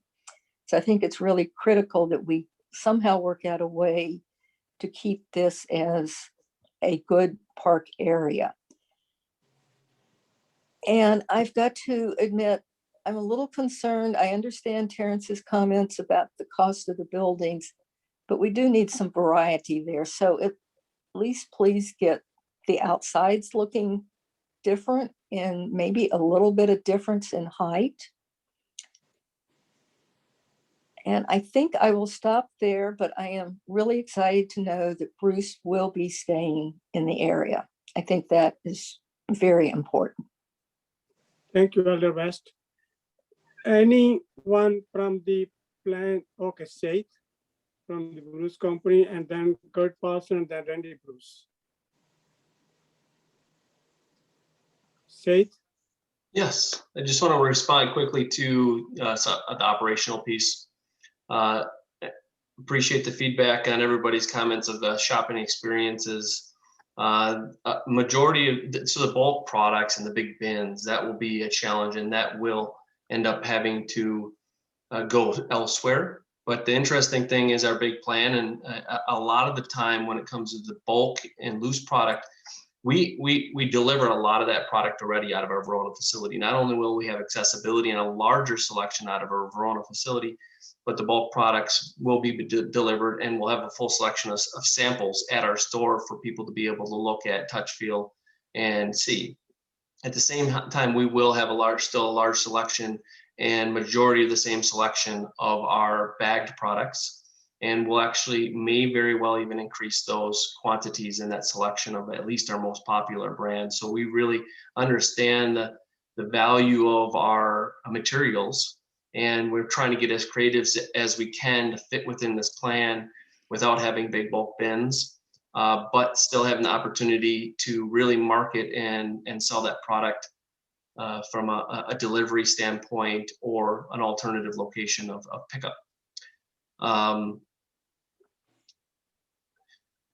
think the overall the plan and the layout, we can't wait to get our hands on the architecture and the planning process. From a landscaping standpoint, that is big interest and focus of how do we continue to evolve the green space. Terrence pointed out some great points in regards to the courtyards. That's such an interest of ours, and how we collaborate in some of the parts of the parkland. But a big focus is ours is really making that green space, that outdoor living, and really starting a good base for a long-term grown in community. And how does that incorporate and evolve into our yard with our plants? So that was the other comment. Now that I just remembered was how we incorporate our plants into the courtyard right behind our store. We will have as big of a selection and quantity and rotating product. It is our bread and butter. It is absolutely our core. But what we'll be able to enhance that with is the covered and overall facilities of a greenhouse, atrium, and the outdoor yard. So that absolutely will be our core. That is our return. That is our, we always say plants are our brand, and that's what people recognize us for outside of the experience. So that is our biggest focus, and that will continue in that courtyard. So it really be enhanced space for even those in that area to be able to come down, walk through, and enjoy and see all that green space from apartments and inner apartments. So absolutely a core to our focus, and that's what we want to push more is the how do we incorporate outdoor living more and more. Thank you. Thank you, Seth. Good, Parson. And then Yeah, I think that might have answered my question. I just want to be clear. The kind of green circles in between what looks like phase 3A building B and in between the phase 1B greenhouse retail, that's going to be your outdoor display of plants for sale. Is that, and then similarly between phase 2 building A2 and the phase 1A building A1, the retail, that it's a little hard to see on the screen, that kind of gray squares. Is that also, what are those two features? Yes, both, all that inner courtyard will be expanding and contracting similar to we do in Middleton currently, depending on the time of the year. But we start out in spring, that full courtyard all the way up into our store, into the greenhouse, into the atrium will all be filled with color, plants, and area to walk through, shelves. We do more vertical displays to just have more density and more color pop just for the shopping experience. But all that inner courtyard of phase 2 and phase 3A would be our selling yard, our selling space for outdoor plants. Because that I think will be one of the unique features of those two buildings. That's Yes. quite unique. Yeah. Okay, thanks. Yeah. So one of the things I want to highlight here is that a company like this typically would have a big, huge, giant fence, that's 12, 14 feet tall, chain link, or like Menards, you'd have a giant Berlin wall that would enclose all of those outdoor materials so you don't have shrinkage, you don't have it walking off. And what we've done is, instead of having a giant Berlin wall, is to instead use the buildings as the enclosure. So, again, there are some compromises here. You're getting a much better look to this. Normally there'd be no buildings there, and it would just be outdoor stuff, mulch and other stuff like that, not looking very pretty. It'd be like a Menards, or a Home Depot. So the other thing on Latitude Graphics and Sampler Square, we talked to the city about that, and we had talked, said, okay, we'll work on Sampler Square, and we lucked out, we were able to get a contract with Bruce Company for that. Latitude Graphics is not under contract, but we'd originally had said to the city, hey, you feel free, if you want to go get more parkland, go pay millions of dollars to Latitude Graphics, but if we're going to acquire it, that is Bruce Company is going to acquire it, there's going to have to be some compromise here. Yeah, so there are some trade-offs here, and the building over by the Beltline, we got to have that. But we're willing to look at dedicating the conservancy land in the red striping there on the screen. So there are a lot of trade-offs here. We've been over a lot of this ground with city staff, made a lot of compromises on both sides of the aisle. Again, we could have played games. We had talked about this with the Bruce Company. We could have played games and said, we're just going to come in with, we'll call it the first block there, the retail and the office and the phase, the building, B and A2, and then just leave everything off the plan. And that's just going to be field operations, get that approved first, and then come back and do another round of approvals later, we could have done playing games like that, but we said, no, let's come up with a master plan. We're going to have to trust the city here. In other words, we don't have to propose to develop this whole thing. If the city's going to say, well, we're not going to let you have this or let you have that, I got to be the bad cop here on behalf of the Bruce Company, the client, and say, this has to work for both parties. So please keep that in mind. Again, this is the concept. You haven't seen Vandewall's terrific plan for the park, which I think you'll be very impressed with. Are you done, Terence? So the next one is Randy Bruce and then Mark Opitz. Terrence, I think everybody's quite pleased the fact that you did bring in a master plan. I think that, and the Bruce Company, I think that's appropriate for this site. And it's clear that you're trying to do good work. I want to make sure that people understand. I think I've heard several comments about getting some more variety within the plan. I think certainly Joe Lee's firm does some great work, and I think could certainly work with you and staff to further develop this ideas and still keep the economics workable for everybody. Thank you, Randy. Mark Opitz. Yeah, Mayor, thank you. I just wanted to make a quick observation after Commissioner Schaefer and others talked about the width of the creek corridor. I just did some measuring in DCI map, and looking at this from an environmental corridor and creek corridor standpoint, the area between Highway 12 on the west and then going more than a mile east to Century Avenue at Branch Street, the narrowest that creek corridor that, with the wooded hillsides ever is about 250 feet. And that's by east of Parmenter Street. That's over actually by the Stam House. And then where Terrence is building Conservancy View, that width is about 300 feet, let's call it, from that new Parmenter Center building, the one that has the vertical element to it, going south to the new townhomes. That's about 300 feet. In this location, we would be looking at, especially with Building D, we would be looking at quite a bit of a narrowing of the corridor.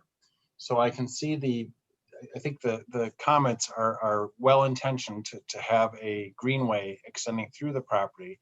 And that makes me wonder, not having been involved in this, whether you could revisit that Building D and the blue building and sort of have maybe the building kind of straddle the end of that road, where Building D ends, where that road, where the parking area is, have that be part of the building as well, combined with the blue building, and have that be a higher rise building in that location. It's just, I'm not asking for reaction. I'm just throwing that out there as an observation. Just something to think about.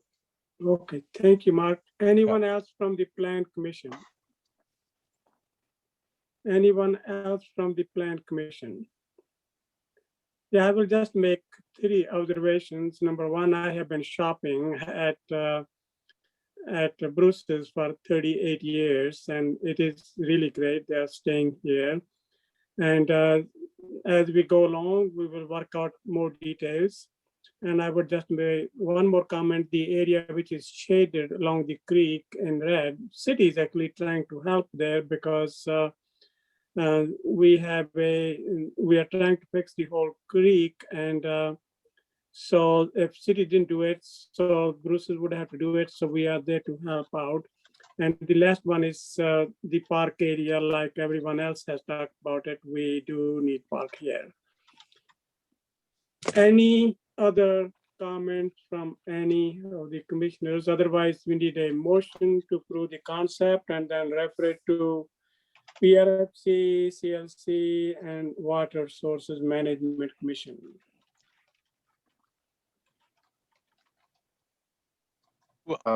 Ramsey would make that motion. Which Okay. motion?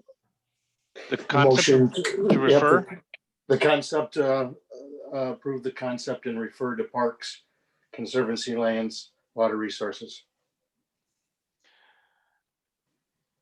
Okay, need a second. I'll second that, Schaefer. So motion by Elder Ramsey and second by Commissioner John Schaefer. I'm not sure Okay. we're ready to approve this concept because I'm not sure what approving this concept means. Okay, so do you want to send it to those 3 committees yet then? Yeah, I still think getting as much input early on from the committees. But I guess to ask Terrence, are you going to come back with something a little revised, or is it pretty much this is it? Terrence and Sate? Well, we got your comments. And we've made notes of all this. We'll go bring, we're gonna get better together as a group again.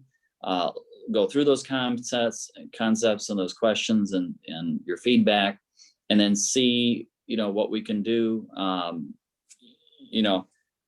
I think Mark Opitz's question, I think we can go back and talk to the architect and take another look at that whole area of the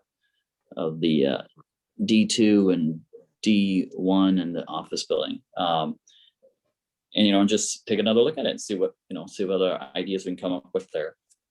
But we would like to get the concept approved. Again, it's only a concept, it will change. And we heard what you said, and we're gonna make an effort to incorporate as much as we can. We won't be able to do everything, but we're gonna make an honest effort here to do some things. So Kurt, how would you feel if it's a full of the general concept and then send it to these committees, and also contingent on engineering staff recommendations?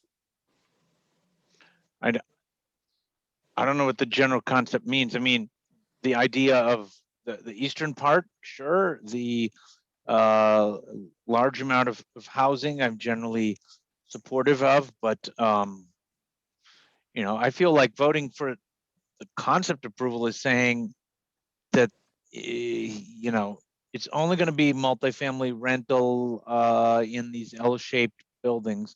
I understand some of the design challenges, but I mean, if that's the concept, then I couldn't vote yes right now. So Randy, how do you feel? I think this plan and as it moves forward, has got a lot of potential. I would agree with Kurt. We're maybe just not there yet. I think we provided some good input, and I think further input from other committees would be valuable, and maybe come back either with a revised concept plan or a GIP at the next phase. I think that the Bruce Company and T-Wall understand that the city wants this site to be redeveloped and is encouraged by it, and there's a lot of good things to it, but we're just not quite there yet. Okay, so Elder Ramsey, how about if we, Look, I'm willing to withdraw my second because I only did it because I want it to go to the other committees. Yes. Okay. If we can make it go to other committees without approving it as a concept, I'd rather do that. Okay, so would that be okay with you, Elder Ramsey? Okay, so at this point, then I don't have there's not a second to my motion, so it dies. Okay, all right. So let's have a motion to send it to the Terrence and Sate. You have got enough input now. So if we get some more input from the committees and then we go over it again, would that seems like a good plan, doesn't it? Who are you asking? I was asking Sate and Terrence if they need anything more. Okay, I need some motion from the Plan Commission. Okay, need a motion from the Plan Commission, send it to PRFC, CLC, and Water Sources Management Commission. Okay, I make that motion. So I'll second that motion. okay. Can I add in workforce housing as well? I know there's not a workforce housing component, but just as a courtesy, they usually like to review. Or Abby, since it was brought up, workforce housing, was that adequate, or you want to go there again? Terrence doesn't want to go to workforce housing. No, because, because it's their goal to have workforce housing. That's their charge, right? They're gonna, and we're not. Well, but we do have a TIF this is policy not- that's, we do have a TIF policy that if you're going to be asking for lots of TIF and trying to think about some way to get income But mixing you in have- there is a policy goal of the city on our plans and ordinances. Yes, but also I'll point out here, you have a huge amount of Section 42 housing just half a block north of here. And piling more in this neighborhood is not a good public policy, to be blunt. I think that's a horrible public policy. You're supposed to spread it around the whole city.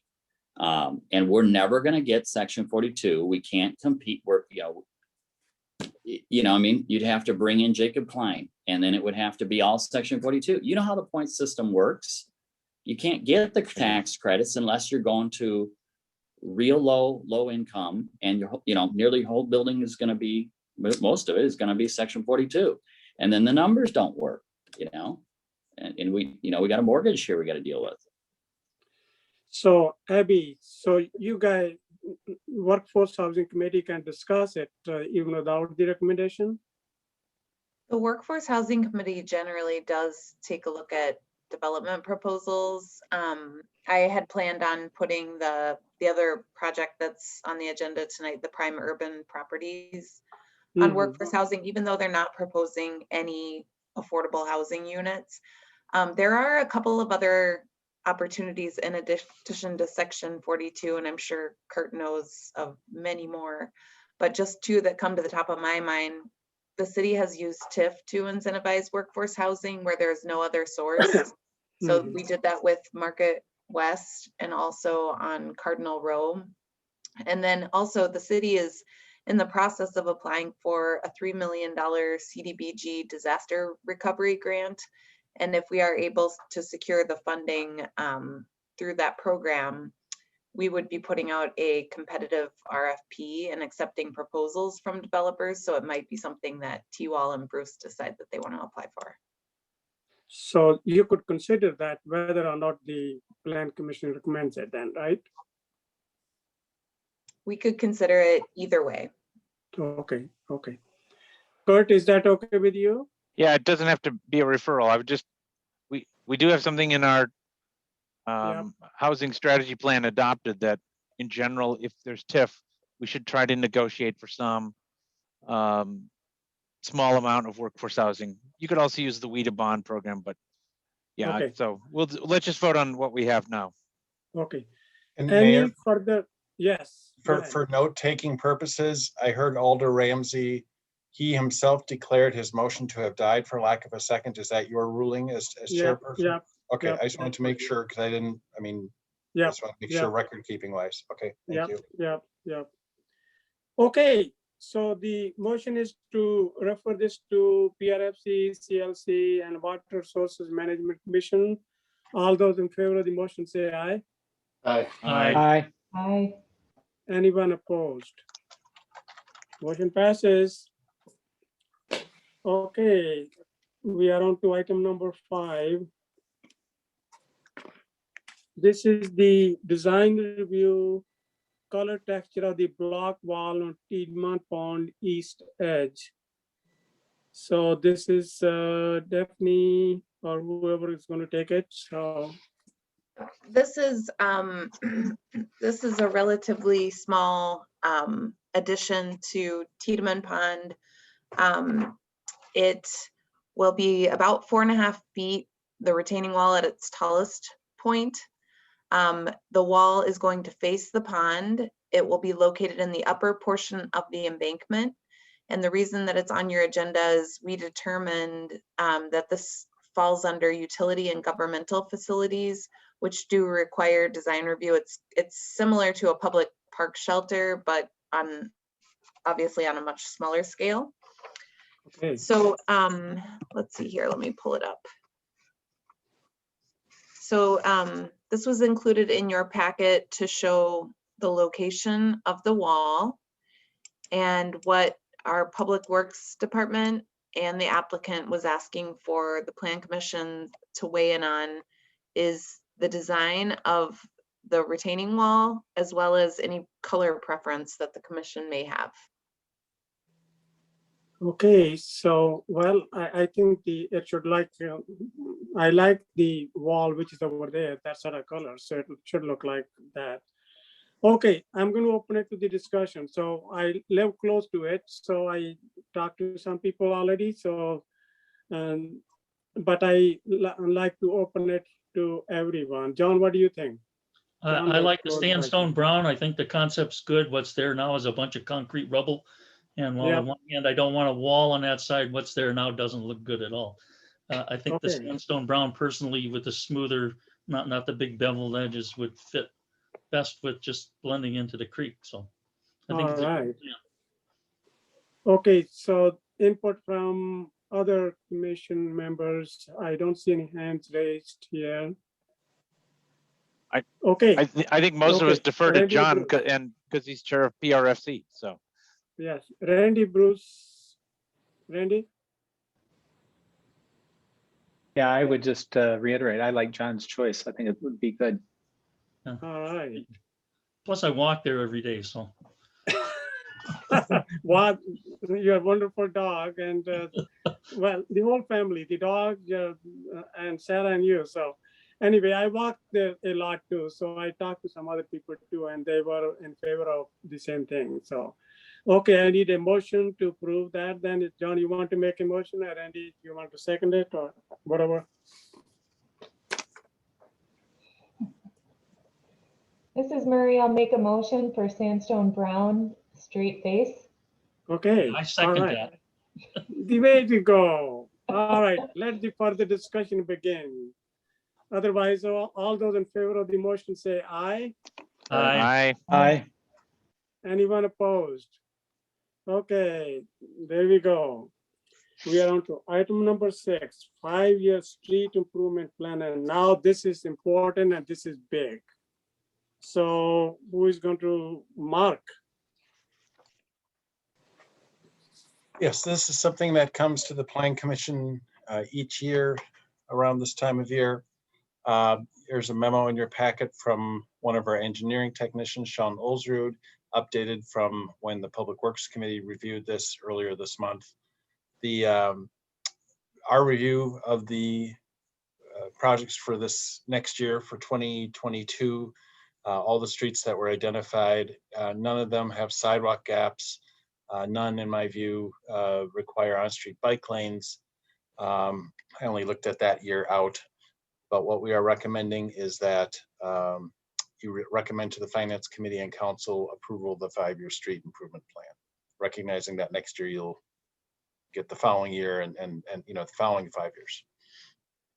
So Randy and Jennifer, your street is now pushed back a year.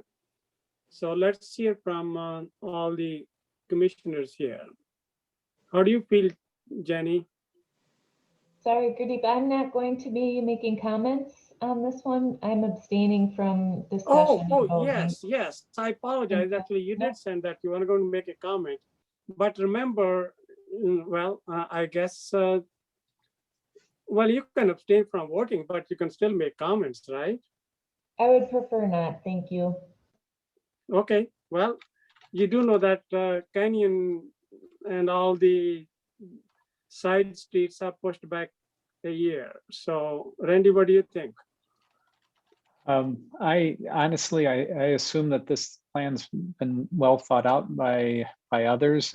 When I looked at it, it seemed reasonable, and I'm good with it. John? I'm fine. Okay, well, I guess I can't say I'm fine, but we still have just a lot of bad roads, and I walked just the Stonefield Road the other day. I think, I don't know, we can approve this plan, but we need to find more funds, maybe Abby, and we got to think of some ways to find some more money so that we can get some of these roads done. There are just too many bad roads, and I don't like to, move back the canyon and all those side streets by a year.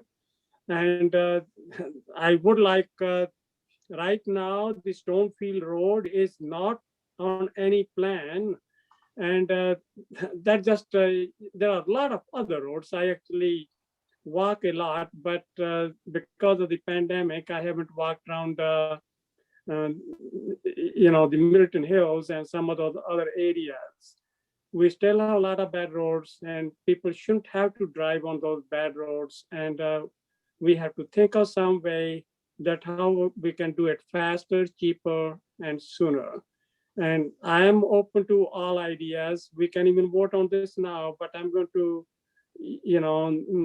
I'm going to fight for it that we need better roads. So I'm also willing to work with some university folks, and I did early on with DOT. We have to look at new ways of fixing roads, and we did try microsurfacing, and I don't know what the results are. And there is one of the guy called Stump, and he has a lot of experience on this too, but we have to really put our heads together. And our roads are, I admit, our roads in past 3 years or 4 years, they have become a lot better than what they used to be. But we still have a long way to go. We still got Marigold. We still got, of course, it's getting done this year. And we still got those roads, east of Highway Q, which will be done in 22. But we have to find ways to find some money, find different ways of doing things so that we can have better roads than what we have. Mark, you have something to add? Yeah, Abby, if you could scroll down, please, to the next page.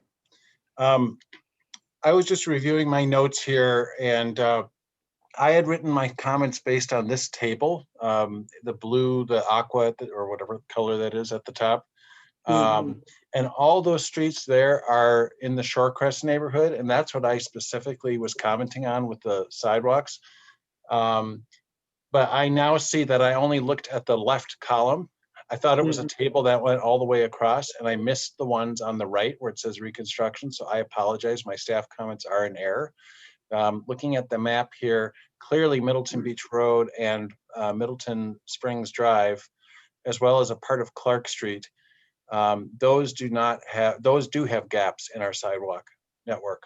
The bike lane idea still that stays the same, but the comment I made about the sidewalks pertained only to the northeast side of the city, the Shorecrest neighborhood.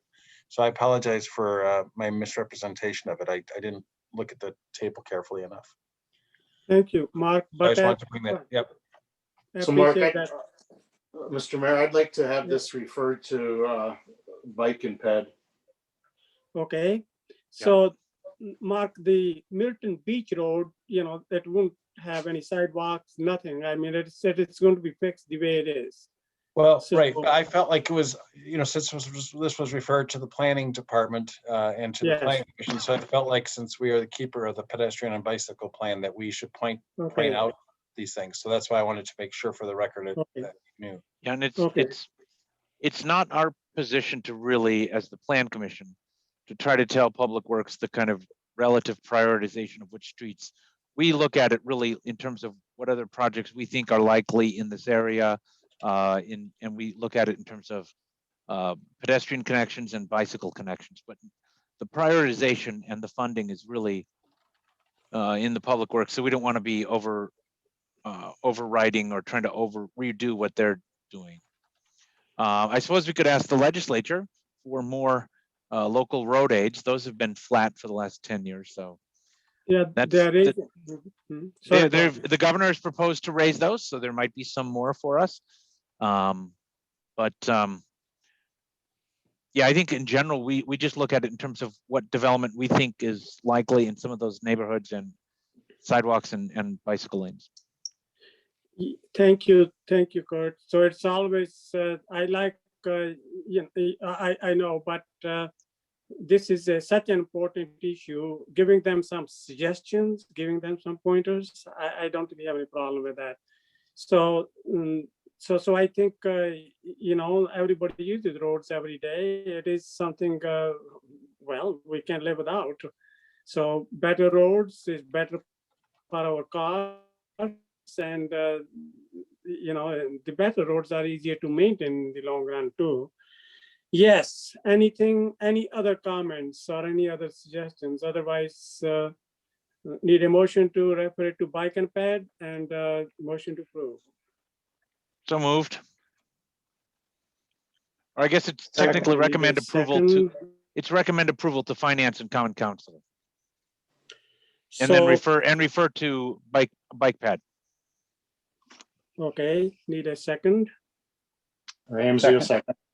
Okay, so Dan, that it has not gone to the bike ped in the past yet? I mean, you guys didn't look at it? No, we have not. Okay. Okay, all right. So I That's hope you. in the future, it should be automatically referred there Yes. from the Public Works. Yes, it should. It should go there. Is the intent for it to go there before it goes to finance and council, I would imagine? Yes. Yes. So then, if I may suggest that you flip that order of the motion around to refer Right. it to ped, bike, and transit. Refer to ped, bike, and transit, and then to recommend approval to finance and council. So you're making your motion to recommend approval regardless of what ped, bike, transit says. You just want ped, bike, transit to see it first. Right, because we are looking at it mostly in terms of what are the planning issues before us. Yeah, just clarifying. Okay. Okay, the motion is to send it to bike ped and approve it and send it to the common council and finance committee as well. So it will go after first going to the bike and ped. Randy, anything, any ideas, any suggestions? You lived here for a long time, like I have since '82. So yeah, anyway, I want to work with you, with every one of you. We need better roads. So the motion here, well, you know the motion. So any other questions or comments? Okay, all those in favor of the motion to send it to bike and ped, and then Mayor, I see that Susan West has a hand up. I don't know if that's. okay, let me see. Susan West, go ahead, Yes. Susan. Yes, I serve on Public Works, so we approved this Monday night. I think it was. I will make Yep. sure in the future that it does go to bike ped. There is one change that I want to make clear because of the cost and trying to keep under the, was it 2 million that council Yep. allocates for roads? Yeah, The portion of Mayflower Drive north of Maywood has been put off. It's that bright green and will be combined in the future with Columbus and Boulder. And that was all moved to 2024. and that would seem like a very good move. But what I was Yes. really concerned with is that when you look at the Hubbard Avenue, it stops at Gateway. And rather than going all the way to the end, and if you were to walk that part of the street, it is so bad. It's just as bad as the rest of it. And I didn't really have a time to talk to Sean, but you can't just leave a small part hanging in there. So I hope we can find money. I hope it's not too late. It should be done. So Yeah, Gurdeep, what I'd like to say is this is put together by staff based on estimates of what the projects will cost and trying to fit them together so that we don't go over the $2 million as directed by council. I know. Council could, I mean, debt is Yes. cheap with low interest rates. You could go above 2 million. If you want to fix it Right. now. Yeah, we may have to do it. So, okay, so the motion is to send to bike and ped and approve, and to later send it to finance committee and council. If there are no further questions or comments, all those in favor of the motion say aye. Aye. Aye. Aye. Anyone opposed? Motion passes. Now we are on to a big thing, a very big thing, number 7. This is the request for proposals for zoning ordinance overhaul project. Haven't done it since 1983, Mark, you said, or something similar. So Mark, The ordinance, Yes, the ordinance dates back to 1984.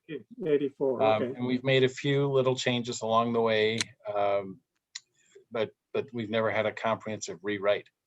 So first of all, I want to point out that today this afternoon, I sent a revised RFP that incorporates some comments that I changed in response to comments I had received from one of our commission members, Kurt Paulson. I appreciated his comments. They were, I thought, very good, very appropriate. So they've improved the RFP. I highlighted the changes for you. The substance of it, there's really nothing too substantive in terms of changes other than that instead of a referral to hybrid ordinances between Euclidean and form-based codes, I removed those references and provided, it's a little more crisply written. Otherwise, I'm trying to think here. Yes, thanks for scrolling through. Oh, yeah, this is the important part. So under this category, just a couple more suggestions that Commissioner Paulson suggested, and I thought were excellent. The code is not consistent with recent changes in state statutes, so we're emphasizing that. I had not incorporated that into the RFP originally. And then emphasizing, as we need to with the newly adopted comprehensive plan, which we anticipate will be adopted in March, emphasizing that our zoning code needs to be consistent with and implement the recently adopted comprehensive plan. By the time this goes out, we hope it will be adopted. So those are really the main points. If you scroll a little further, Abby, there might be a couple other little changes. The scope of work is rewritten a little bit. Keep going. Yeah, I think that was basically it. And just reference one of the 6. main points. Yeah. Oh, the parking. Sorry. Thank you. Go ahead, Kurt. No, the main point to start is to make it clear that this is to implement the comprehensive plan, and that's why we're doing it now. Right. And then I highlighted here in yellow an area that Kurt suggested in particular, and I think he's right. It would be good to get your input on this. Kurt, maybe you wanted to take an opportunity to express what you were thinking about that. You had suggested, I think, that this not even be mentioned. But, right, because our comprehensive plan does envision reducing or in some cases eliminating parking. So I'd be in favor of keeping it in, but maybe rewrite something to the sense of, I guess it's fine the way it is. You're assessing the parking needs, and if we're going to be more flexible with our parking standards, the new zoning ordinance would have to include that. I just don't know if that represents the sense of what we had in the comprehensive plan, but the rest of the RFP makes clear that that the kind of policy document is the comprehensive plan that we will adopt by ordinance that kind of governs this. I think I feel it's good to keep it here. My question are you done, Kurt? So my question is, would somebody explain what is the Euclidean? I sent you that article, which is sort of wild. All cities got zoning all wrong. That's how could they do better? So Euclidean, it's not geometry. It's not the ancient Greek or ancient Roman geometry.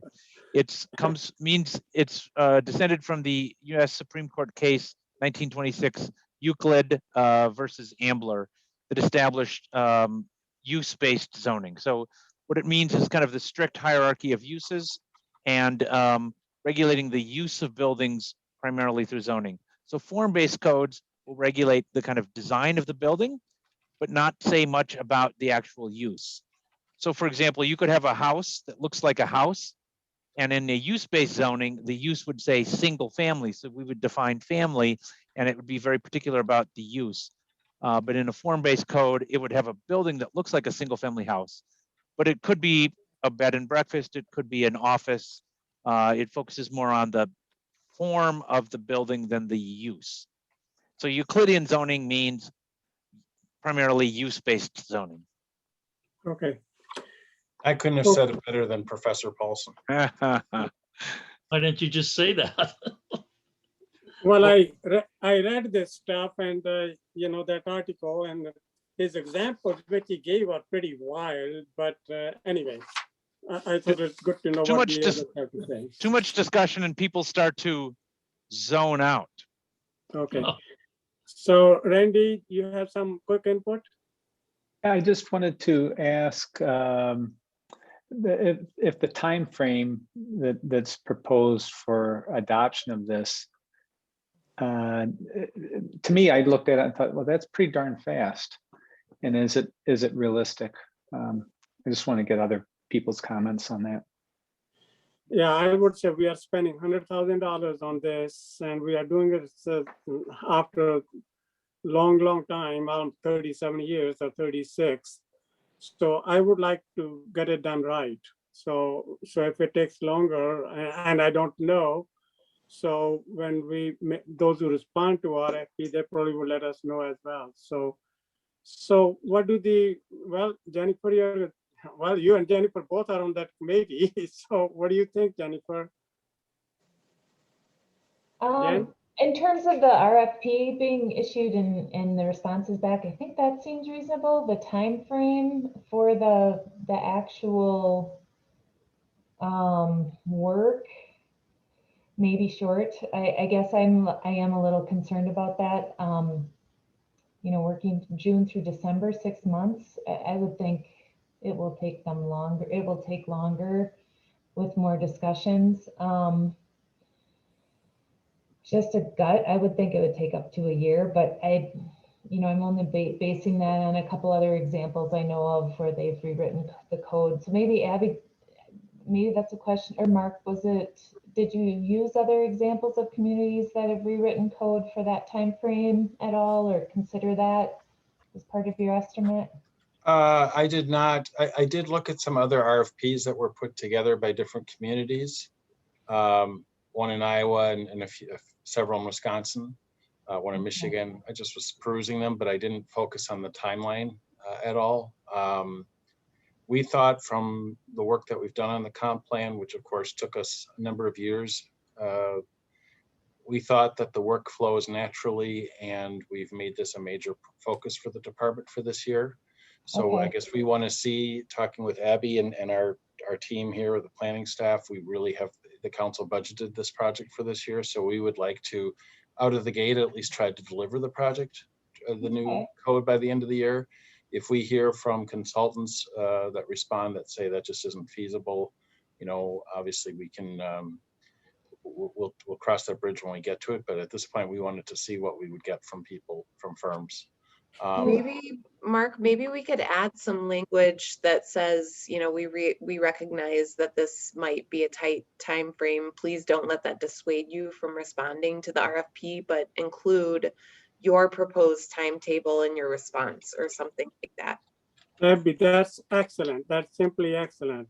Because we are really, there's no reason, we got that in the budget, and if we need to, move it to next year, part of it, that shouldn't be an issue. So we don't really have any pressing need that it has to be dropped at end of December, right? I mean, if it's a little bit later, that should be fine too, right?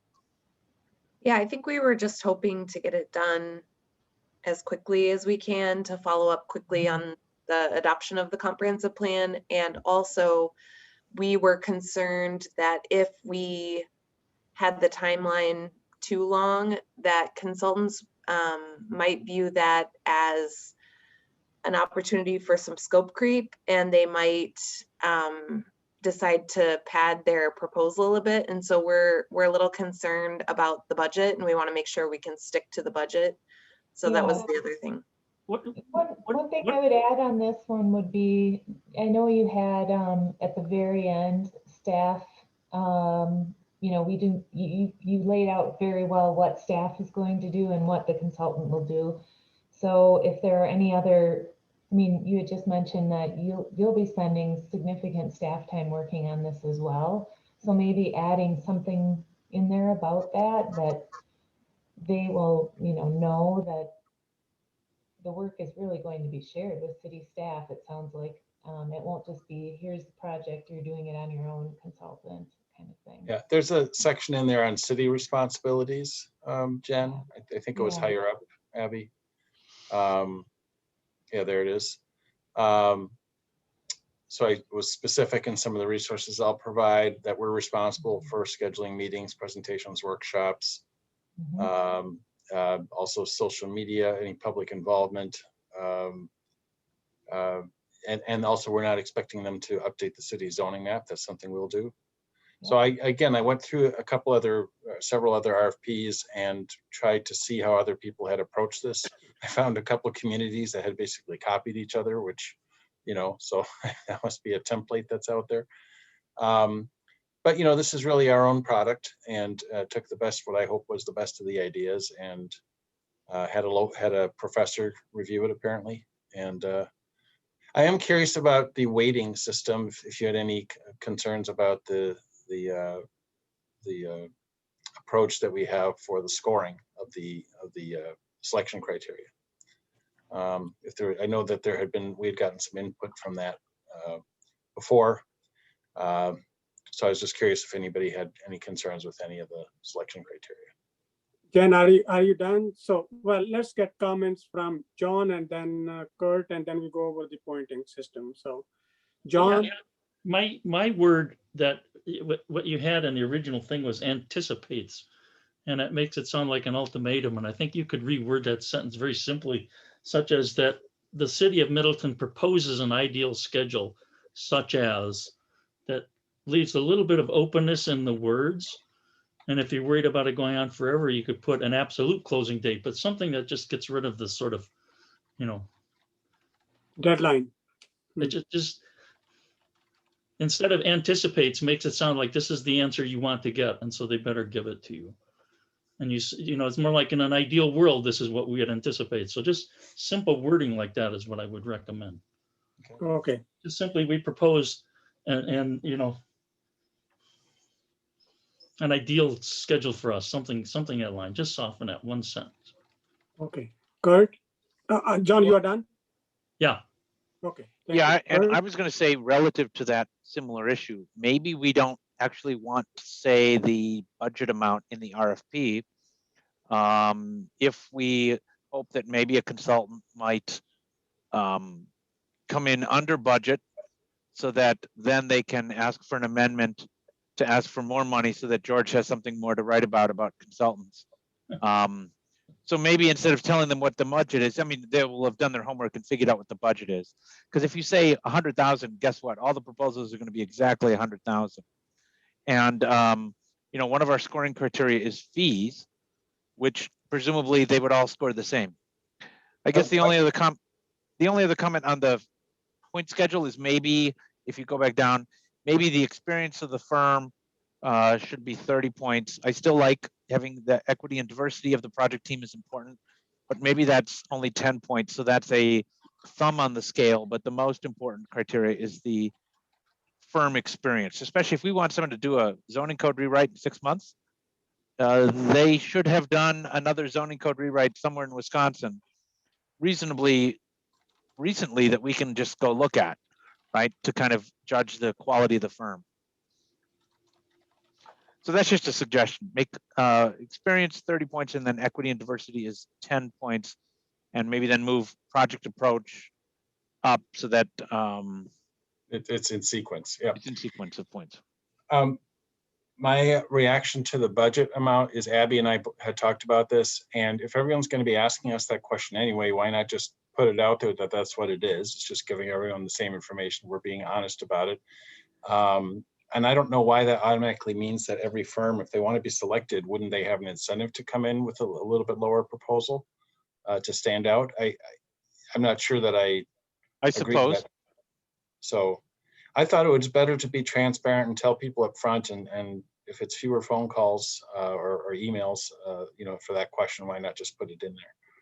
So that works for me. You have to deal with all the questions. So I didn't read it. So are you putting it a maximum of 100,000, or what is? I don't know. I said that the city's budget is 100. The city council budgeted 100,000. Up to? Could you put it up to a maximum of 100,000, or? Well, I don't know. I guess it's in the budget as 100,000. Everybody will see it, right? Yeah, I mean, So- the statement is completely, as far as I'm concerned, the statement's completely accurate. And if somebody wants to propose doing the work for $90,000, more power to them, and that they get a little bit higher scoring for that. Yeah, well, you do put that not to exceed the cost of services. Yes, okay. Mhm. Okay, well, look at the points there. So I would like everybody's input about the points because that is important and how it will be scored. And I mean, when those team of 3 is there, they can change it too. But it's good that if you provide your input now.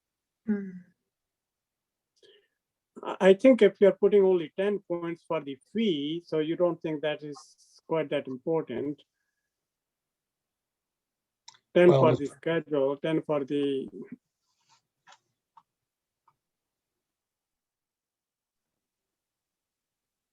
Mr. Mayor, Randy has his hand up.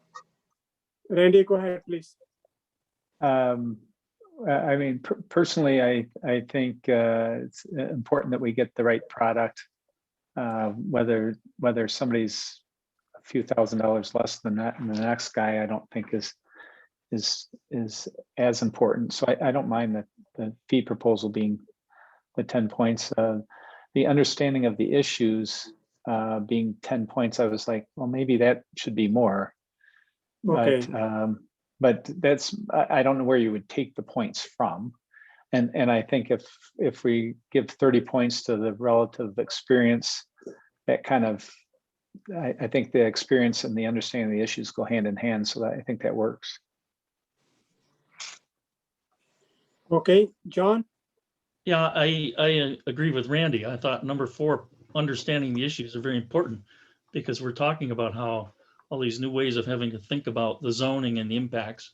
And to me, they can be a great firm and done a great job.